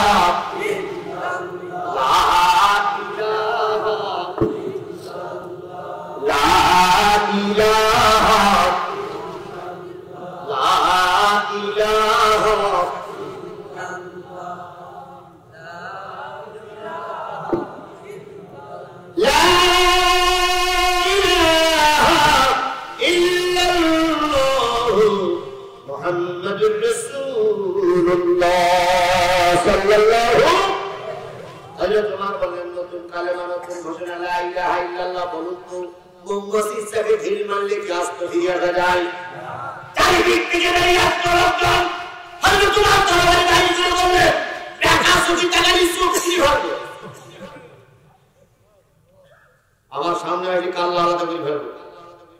ওলিদ ইবনে মুগিরা ছিল জারস, আবু জেহেলের বলতেছে, আবু জেহেল হুকুম দাও দিলেন এই ফেরি মারি। আবু জেহেল বলতে দেখতেছিল চোখ লাল টকটকে হয়ে গেছে, তুই মারবি আর আমি সবটার কাল্লা আলাদা করে ফেলবো। ও জাতিকে তোমার কালমা দাওয়াত দিলেন সর্বপ্রথম কালাম চত্বর ওপেনলি খোলা মাঠে।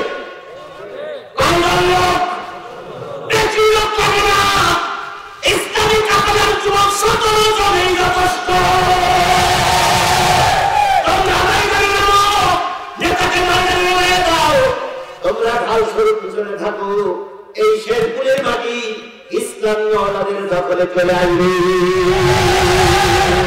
সেদিন আর বেশি দূরে নয়, যেদিন ইসলাম পত্রিকায় দেশের মস্তদে যাবে।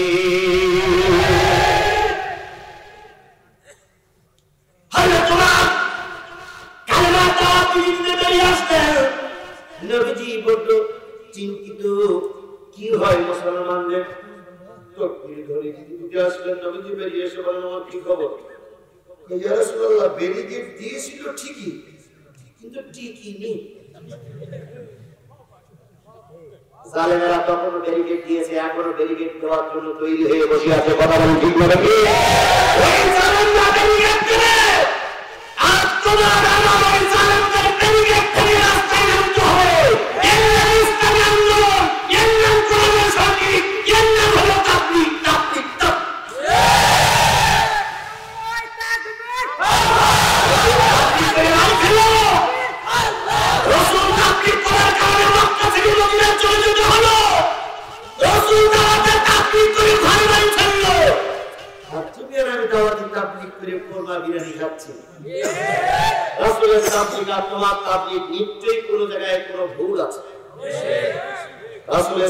আমি ভালো না, রাসূল কালেমার দাওয়াত দিয়ে মার খেয়েছে, তুমিও যদি এই কালেমার দাওয়াত দাও তোমারও পিছনে ইট পাটকেল পড়বে। বাহাদুরি করে আসো পুলিশ প্রোটোকল দিয়ে ওয়াজ করতে, টাকা দিয়ে যাও 2 লাখ, আবার পুলিশ তোমার গাড়িতে তুলে দিয়ে আসে, বিমানে তুলে দিয়ে আসে। ইট পেটকেল পড়া তো দূরের কথা, একটা ফুলের টোকাও তোমার গায়ে পড়ে না। বুঝতে হবে তোমার দাওয়াত আর রাসূলের দাওয়াত এক নয়। রাসূলের চেয়ে ভালো করি, রাসূল কালেমা দাওয়াত দিয়ে দেখছেন যে মার খেয়েছে, আর তুমি কালেমা দাওয়াত দিয়ে মুরগির রান্নার মাথা আর পকেট করে টাকা নাও। নিশ্চয়ই তোমার দাওয়াত আর রাসূলের দাওয়াতের ভিতরে কোনো না কোনো জায়গায় ফাটল আছে।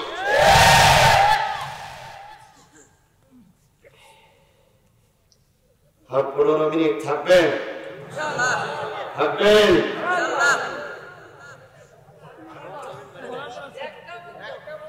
একটা পর্যন্ত আপনারা থাকবেন, আমি থাকতে পারবো না। 22 তারিখে যদি তালেমেরা বাতানো যায়, 22 তারিখে এই শেরপুর মাহফিল আছে। 28 তারিখে এখন মাহফিল আছে। কোন তারিখ? এটা হলো 28 ফেব্রুয়ারি বেলঘরিয়া মাহফিল আছে 28 তারিখ। আর 22 তারিখ মাহফিল আছে কোন জায়গায় জানো? হামসাপুর 22 তারিখ মাহফিল আছে। যদি সব ঠিক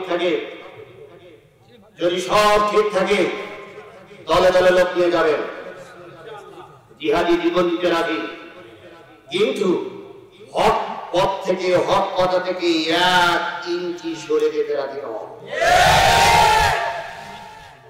তাই বলে মনে করেন না বাড়ির পাশে 22 তারিখ 28 তারিখের মাহফিল আছে, আজকে চলে যায়। আজকে যারা শুনতেছেন আজকেই, ওখানে যেটা হবে ওখানকার জমি ওইখানে আলাদা বাজে। সুতরাং আজকের গুলো চলে যাওয়ার সুযোগ নেই। ভাই ওঠে কেন? 15 মিনিট বসেন। আল্লাহ আল্লাহ কবুল করুন। 15 মিনিট বসা যাবে না? আচ্ছা বলুন, আপনার জীবনে আমার জীবনে যদি মারা যায় এত লোক কি জানা যায় পাওয়া যাবে? আজকের এই লোকগুলো আপনার আমার জন্য দোয়া করবে। এর চাইতে বড় পরিবেশ আর জীবনে হতেও পারে না হতে পারে। আমি কোনো অবস্থায় যতই আপনারা পাপ করতে দেন, আমি দাওয়াত দিচ্ছি 8 তারিখে, 9 তারিখ লস করবো না। 8 তারিখ শেষ হতে আর মাত্র 15 মিনিট সময় বাকি আছে। এই 15 মিনিটের ভিতরে আমার আলোচনা শুরু শেষ হবে। দোয়া করবো ইনশাআল্লাহ। আগামীতে কাছে থাকলে আবার দেখা হবে। না তো ভাই এই ওয়াজ শেষ হস কুরবানির ঈদ পর্যন্ত নভেম্বর পর্যন্ত চালাবে। নভেম্বরে করার নতুন শুরু হবে যদি আল্লাহ বাঁচিয়ে দেয়। আমার ভাইরা 17 লোকের তকবীর ধরে যদি দাওয়াতি কাজ করতে করতে মানে চলে আসলেন। কাফেররা কি আঙ্গুল গালে দিয়ে বসে থাকবে? কাফেররা চিন্তা করলো মুহাম্মাদের দলে এখন লোক বেশি হয়ে গেছে, এখনই যদি মুহাম্মাদকে উপকার না করা যায় এই মুহাম্মাদের কালেমা একদম বিশ্বময় হয়ে যাবে। জরুরি ভিত্তিতে জাতীয় সংসদ ডাকলেন আবু জেহেল। ওই জাতীয় সংসদে একক নেতৃত্ব ছিল কার? আবু জেহেলের। ওখানে কোনো বিরোধী দল ছিল না, ওখানে কোনো বিরোধী দল ছিল না, সব ওনারাই। সর্বপ্রথম বিরোধী দলহীন জাতীয় সংসদ করেছিল আবু জেহেল। আর সেই সুন্নত এখন গোটা পৃথিবীর অনেক দেশে চালু হয়েছে। আবু জেহেল আমার জাতীয় সংসদ ডাকলো দারুন, ওই জাতীয় সংসদের নাম হলো দারুন নাদওয়া। কি বলেন? দারুন মানে ঘর, নাদওয়া মানে শান্তি। একক ভাবে যে জাতীয় সংসদ চালায় তার নাম হলো শান্তি ঘর। এই স্বৈরাচারী সরকার একক ভাবে জাতীয় সংসদ চালায়, নাম দিয়েছে কি? দারুন নাদওয়া। দারুন নাদওয়ায় 40 জন এমপি এক জায়গায় হয়ে গেল। স্পিকার আসলো, স্পিকার ছিল আবু সুফিয়ান। আবু জেহেল আসলো, সবাই মিলে পরিকল্পনা পরিকল্পনা নিল কিভাবে মুহাম্মদকে মেরে দেওয়া যায়। এবার সবাই মিলে আবু জেহেলের কথা শুনলো। এবার আবু জেহেলকে বলে দেওয়া হলো 12 দলীয় জোট, আমরা 12 দল থেকে 12টা গ্রুপ থেকে আপনার হাতে দায়িত্ব দিয়েছি, আপনি যেভাবে চালান আমরা সেভাবে চলি।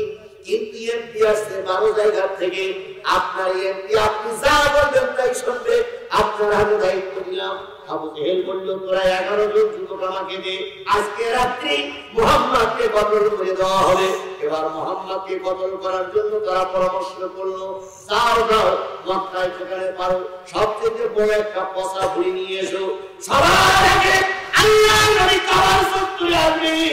আর ওই পচা ভুঁড়িটা আমরা 12 জন করে 11 জন, আর আমি একা তোদের নেতা। আমি দাঁড়িয়ে থেকে 11 জন যুবকের দ্বারা মুহাম্মাদের মাথার ভিতরে ভুঁড়িটা চাপাইয়ে দেবো। ওই ভুঁড়ি চাপার কারণে মুহাম্মদ মারা যাবে। আগামীকাল পেপার পত্রিকায় আসবে দেশের লোক সবাই মিলে মুহাম্মদকে পিটিয়ে মেরেছে, কারণ কোনো দোষ হবে না। এমনি যদি পুরি পুরি মারি দোষ হবে। ওসিয়াটা বিচার বিভাগ করে ট্রাইব্যুনালে আমরাই আসামি হাজির করবো, আমরাই সাক্ষী দেবো, আমরাই বিচারক দেবো, আমরা প্রসিকিউটর দেবো, আমরা সাক্ষী দেবো, আমরা রায় লিখে দেবো, সেই রায় দেবো। গোটা বিশ্ব জানবে আন্তর্জাতিক ট্রাইব্যুনালে বিচার হয়ে মারা গেছে, কিন্তু করেছি আমরা, এটা কেউ জানতে পারবে না। তোমরা নতুন করে আবিষ্কার করেছো, আমি ফর্মুলা আবিষ্কার করেছিলাম।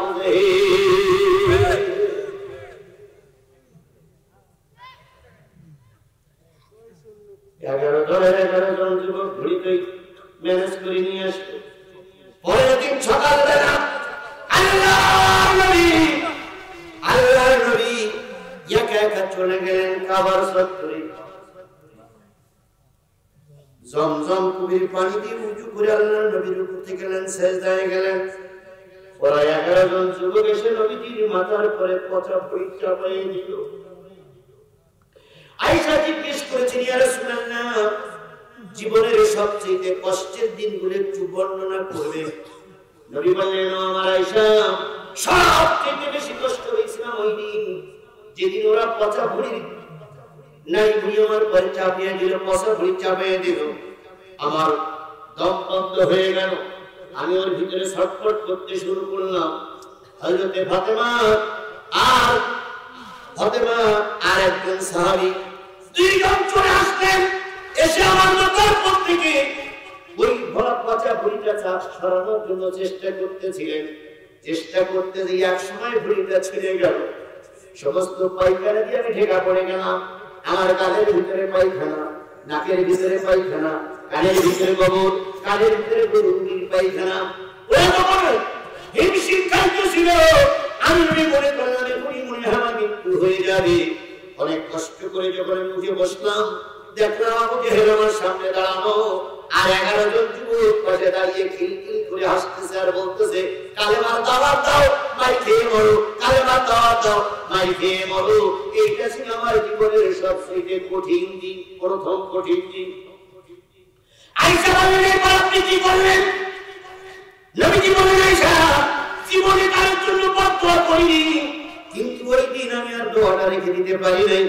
আমি ওদের আনন্দ দেখে বলেছিলাম, আল্লাহ, দুনিয়ার কেউ না দেখলে তুমি দেখতেছো, এদেরকে তুমি দেখে ধরে পাও না, এদের শাস্তি তুমি নিজে হাতেই দিও। বদরের দিন, যেদিন আবু জেহেল রাসূলকে মারার জন্য, সেই দিন আল্লাহর নবী 12টা খুনি পুঁতেছিলেন, আর 12 জন লোকের নাম লিখে দিয়েছিলেন। আবু জেহেলের নাম, ইবনে হিশামের নাম, এভাবে করতে করতে 12 জন লোকের নাম লিখে দিয়েছিলেন। আর বলেছিলেন, যারা আমার মাথায় কামাই থাকা অবস্থায় আমার মাথার পরে পচা ভুঁড়ি চাপিয়ে দিয়েছিল, ওই 12 জনের 12টা খুঁটির গোড়ায় মারা যাবে। রাসূলের মাথার পরে ভুঁড়ি চাপাই দেওয়া হলো কোথায়? মক্কায়। আর যুদ্ধ করতে গেছে কোথায়? মদিনায়। নবী বলেছেন, এরা এখানে এখানে মারা যাবে। সব যুদ্ধ শেষ, গুনে গুনে 11 জন শয়তানের শনাক্ত করা গেল, একজন শনাক্ত করা যাচ্ছিল না। জুবাইর রাদিয়াল্লাহু তাআলা ছুটে এসে বলেন, এই লাশটা অমুকই। ওমর বললেন, তুমি বুঝলে কি করে? গতকালকে রাত্রি রাসূল 12 জায়গায় খুঁটি পুঁতেছিলেন, আর বলেছিলেন 12টা লাশ এই 12 খুঁটির গোড়ায় পড়ে থাকবে।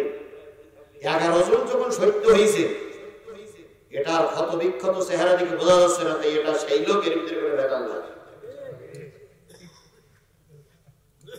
রাসূলের দোয়া যদি কবুল হয়, আজকে তোমরা আমাদের ঘরের থেকে বের করে নিয়ে রাস্তায় মেরে দিচ্ছ, আর পরের দিন পেপারে আসতেছে কিভাবে মারা গেছে, ক্রস ফায়ারে মারা গেছে।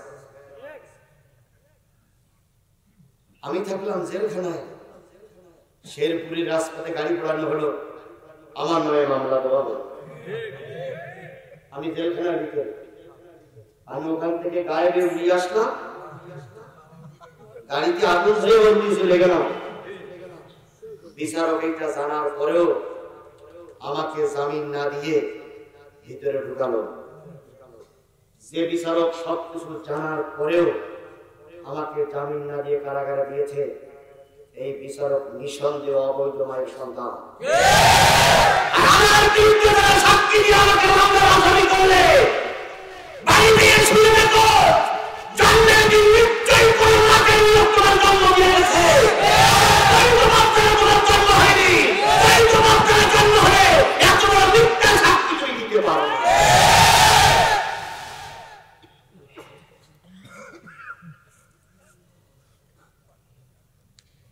এই কথাগুলো বললে অনেকেরই খারাপ লাগে, অনেকেরই খারাপ লাগতেছে, আমি দেখতেছি। কিন্তু আপনারা এত যদি খারাপ লাগে, সেবা নিয়ে কাজ করেন কেন? আমার ভাসি হবে, আমার ভাসি হবে, উকিল তো কইল না, ম্যাজিস্ট্রেট শামসুল হক জামিন দিল না।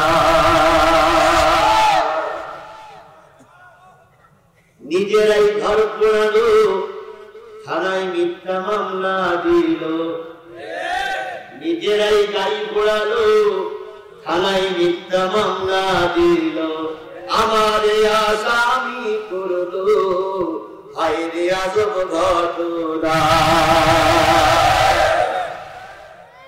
ওরা জমি বেশি টাকা দিল গো,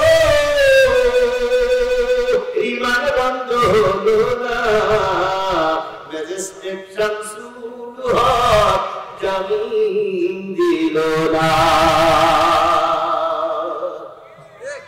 উকিল সঙ্গে চুক্তি করলাম, 3 মাস পালাইয়া রইলাম, উকিলের সঙ্গে চুক্তি করলাম, 3 মাস পালাইয়া রইলাম, নিম্ন কোর্টে হাজিরা দিলাম, জামিন তো আর পাইলাম না। ওরা দলের লোক 17 জনের জামিন দিল গো, ওদের দলে থাকার কারণে 17 জনের খালাস দিল গো, আর একলা দিল জেলখানায়, ম্যাজিস্ট্রেট শামসুল হক জামিন দিল না।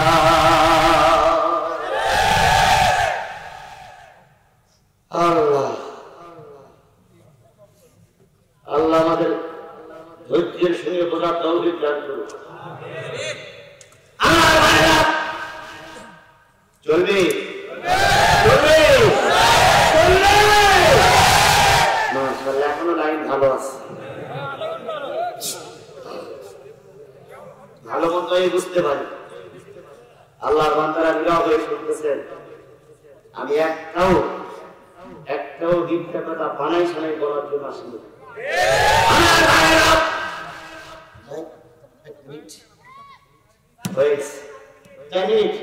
আচ্ছা বই ধরে বসে আছে। আমার ভাইরা আল্লাহ নবী সাল্লাল্লাহু আলাইহি ওয়াসাল্লামের জায়গায় যাওয়ার লোকগুলো জায়গায় মৃত্যুবরণ করলেন। আবু জাহেল নবীকে মারতে পারলেন না, নবী বেঁচে গেল। পরের দিন আবার দামিন নাতোয়াই ডাক দিয়ে বলতেছে, কি হলো, মারা গেল না? আবু জাহেল বলতেছে, দায়িত্ব নেবার আমার, যাও আজকে আমরা নবীকে মেরে দেব। নবীর বাড়ি আবু জাহেল চলে গেছে, আর 11 জন লোককে বলেছে, জিহাদ এই রাস্তায় আসবে, মুহাম্মদ এই রাস্তায় আসবে। তখন ছিল কাঁচা রাস্তা, মুহাম্মাদের রাস্তার ভিতরে বড় একটা কুয়া খুঁড়িয়ে, ওই কুয়ায় পড়বে, মুহাম্মদকে জীবন্ত কবর দিতে হবে। এটা হলো আবু জাহেলের দ্বিতীয় পরিকল্পনা।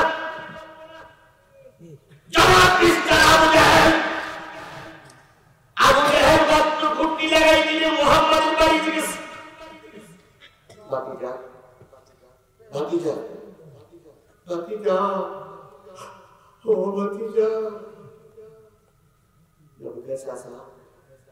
শুনলাম তোমার মাথায় নাকি তারা পচা ভুলটা পেয়েছে, অথচ ওই কিন্তু দলের লিডার ধান ধরেছে। শুনলাম তোমার মাথায় নাকি কাছে ভুলটা পেয়েছিল। মানুষ এত নিষ্ঠুর হতে পারে?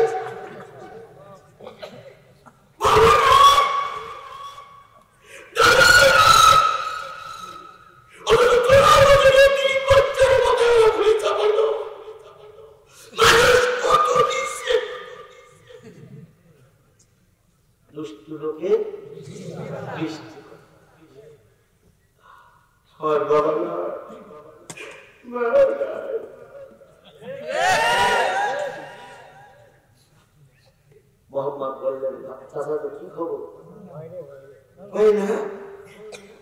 এত বড় খারাপ কাজ করেছে, আমি দেখে সহ্য করতে পারিনি, তোমার বাড়ি এসেছি। আজকে রাত্রিতে সব কাফেরদের এক জায়গায় দাওয়াত করেছি, তোমাকেও সেখানে দাওয়াত। তুমি আমার বাসায় একটু দাওয়াত খেতে এসো। দাওয়াত খাওয়ার পরে তোমার পরে যে কোরআন নাযিল হচ্ছে, ওই কোরআন দিয়ে ওয়াজ করবা। আমার মনে হয় আমার জাতি সব কোরআন আলা হয়ে যাবে। এদিকে 1100 যুবককে লাগাই দিয়েছে কোথায়? রাস্তায় কুয়া করে। ওই পথ দিয়ে রাসূল আসবে, সামান্য একটু সামিয়ানা করবে, সামান্য একটু ঢাকনা দেবে, মুহাম্মদ এসেই হুড়মুড় করে পড়বে, আর ওখানেই চারিদিক থেকে মাটি দিয়ে রসুলকে জীবন্ত কবর রচনা করা হবে। এদিকে গেছে নাকে কান্তি। ইসলামের আর কোন ক্ষতি আমরা করবো না, আমরা তো মুসলমান। কোন ক্ষতি করবো আল্লাহ বলেছিলেন সরল সহজ মানুষ। নবী বুঝলেন আয় আমার রব, ওরা আমাকে কালকে বুঝতে পারে যে তাদের কি হয়েছে। যদি জাতি কালেমা পড়ে মুসলমান হয়, আমি জাতিকে ক্ষমা করে দিলাম, তুমিও ক্ষমা করে দাও। তাইফের ময়দানে রাসূলুল্লাহ খাইলেন, দাওয়াতি তাবলীগ করতে দিয়ে যখনই তাইফ বাসীরা তাকে ইটপাটকেল মেরে আহত করলো, নবীজির পাশে জিবরিল এসে বললেন, হুকুম দেন সবগুলো সাত করে দেব।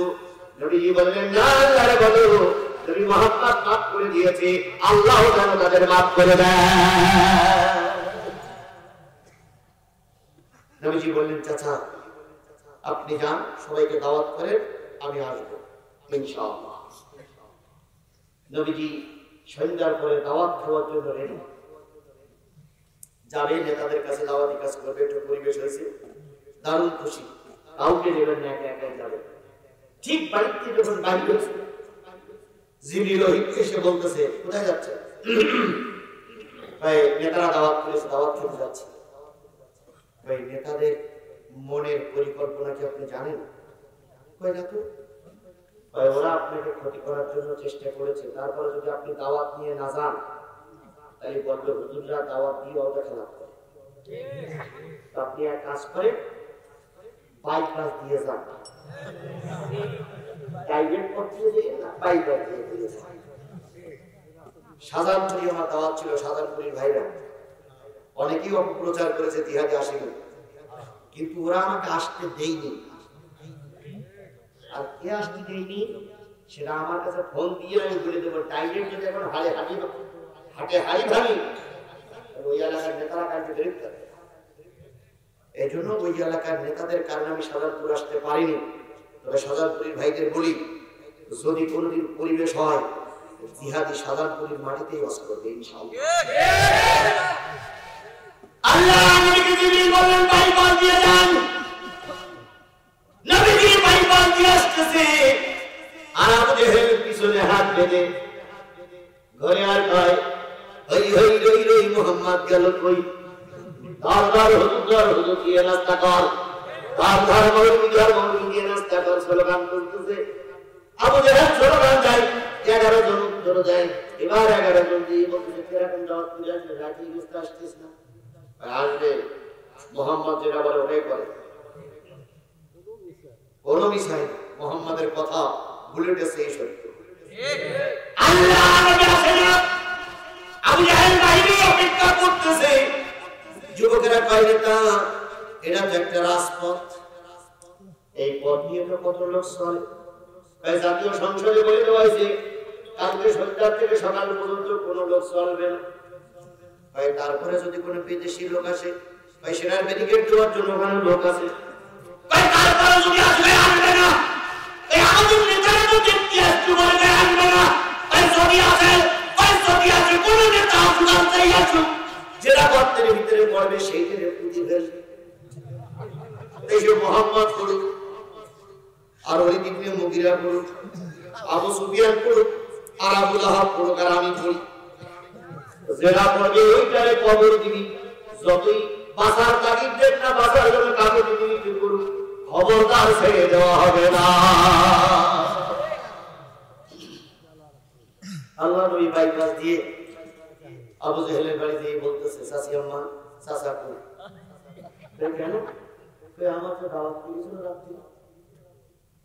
আবু জেহেলের স্ত্রী বলতেছে, ভাতিজা ও যে কোন মালের মাল আমি জানি, ও কথা বলে একরকম কাজ করে আর একরকম। নিশ্চয়ই তোমার দাওয়াত করেছিল, কিন্তু কোনো শয়তানি বুদ্ধি আছে।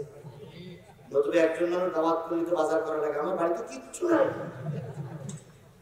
আল্লাহ নবী চুপচাপ বসে আছেন, কখন আবু জাহেল বাজার করে নিয়ে আসবে, নেতারা আওয়াজ করবে, নেতাদের হেদায়েতের বাণী শোনানো হবে। আবু জেহেল পিছনে হাত বেঁধে ঘোরাঘুরি করে, হই হই হই হই, নবী মুহাম্মদ গেল কই, আসে না কেন, আসে না কেন, হুজুর আসে না কেন? ওই রামেশ্বরপুর মাহফিল করে গেছে, রাস্তায় বসে আছে হুজুরির ধর্ম, হুজুরির মারবো, হুজুরির কাবাব করবো, কত রকম ফর্মুলা বের করতেছি।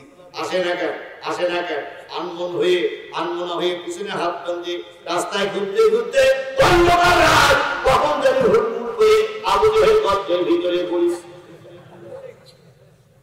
গর্ত খুললো কার মারার জন্য?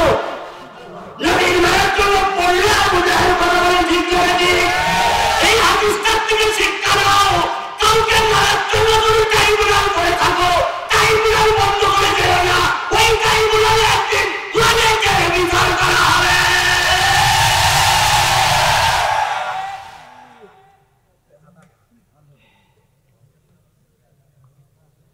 মুহাম্মদ সাল্লাল্লাহু আলাইহি ওয়াসাল্লাম বেঁচে গেলেন, আবু জেহেল গর্তের ভিতরে পড়েছে। চারিদিক থেকে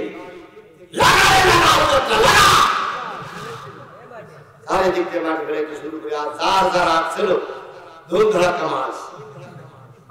আবু জেহেল গর্তের ভিতরে পড়ে কাঁদতে কাঁদতে বলতেছে, ওরে মারিস না,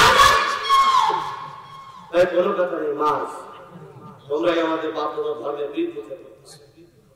আবু জেহেল বলতেছে, মোহাম্মদ বলতে আমি বলেছি কোনো কথা নেই, আর নেতা বলেছে জেলা পড়বে সেই দিয়ে মার।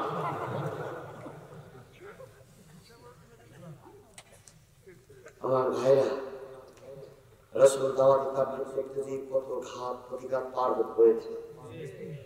আপনি আমি দাওয়াত কাজ করবো আর ঘাত প্রতিঘাত আসবে না, এটা হতে পারে না। আল্লাহ রাসূল বলেছেন, বাল্লিগু আন্নী ওয়ালাউ আয়া, একটা আয়াতও যদি থাকে, একটা কথাও যদি তোমার কাছে থাকে, তাহলে মানুষের কাছে পৌঁছায় দাও। যতটুকু আমরা জানি আমরা মানুষের কাছে তাবলীগ করবো, কথা বলে ঠিক লাগে, ঠিক এর নাম হলো তাবলীগ। আমার তাবলীগ ভাইরা কাটি করছে, বেঁধে নিয়ে ওই খোলা ময়দানে যে কষ্ট করছে, সূরা কেরাত শিখতেছে, আল্লাহ ওদের উপর রহমত করুন, জাতির উপর রহমত করুন। আমরা আল্লাহ এবং রাসূলের তাবলীগ করব ইনশাআল্লাহ। যদি কম করো তো বেশি করো, নবুয়তের দায়িত্ব পালন করা হলো না। আরেকটা জিনিস জেনে রেখো, আল্লাহু ইয়াসিমুকা মিনান নাস। ও নবী, ধর্মের কথা বলতে গিয়ে মানুষের মুখাপেক্ষী হওয়া লাগবে না, মুখাপেক্ষী হওয়াটা। আরেকটা জিনিস জেনে রেখো, এখানে 5000 লোক শুনেছে, সকলের কপালে হেদায়েত জুটবে না। ইন্নাল্লাহা লা ইয়াহদিল কওমাল কাফিরিন। ও নবী, যতই সুরলিত কণ্ঠে ওয়াজ করো, যতই কেটে কেটে ওয়াজ করো, যতই পাই ধরে ওয়াজ করো না কেন, কাফেরদের কপালে হেদায়েত নেই। এখানে ওই জাতের জাত আছে না নাই? ওরা যাওয়ার সময় বলবে, হুজুর জামাজ করলে ভিতরে আমরা কি বা ধরে নেব, কি বা করব, আসলে কপালে হেদায়েত নেই, আমারও যে ওদের হেদায়েত হবে না। এই সর্বশেষ দাবি হলো, যতদিন বেঁচে আছি রাসূল যে তাবলীগ করেছে, ওই তাবলীগ করতে আমরা রাজি আছি না নাই? কারা কারা রাসূলের তাবলীগ করতে রাজি আছেন? সবাই হাত তুলে দেখান। আপনি বলে আল্লাহর কোরআনের তাবলীগ, রাসূলের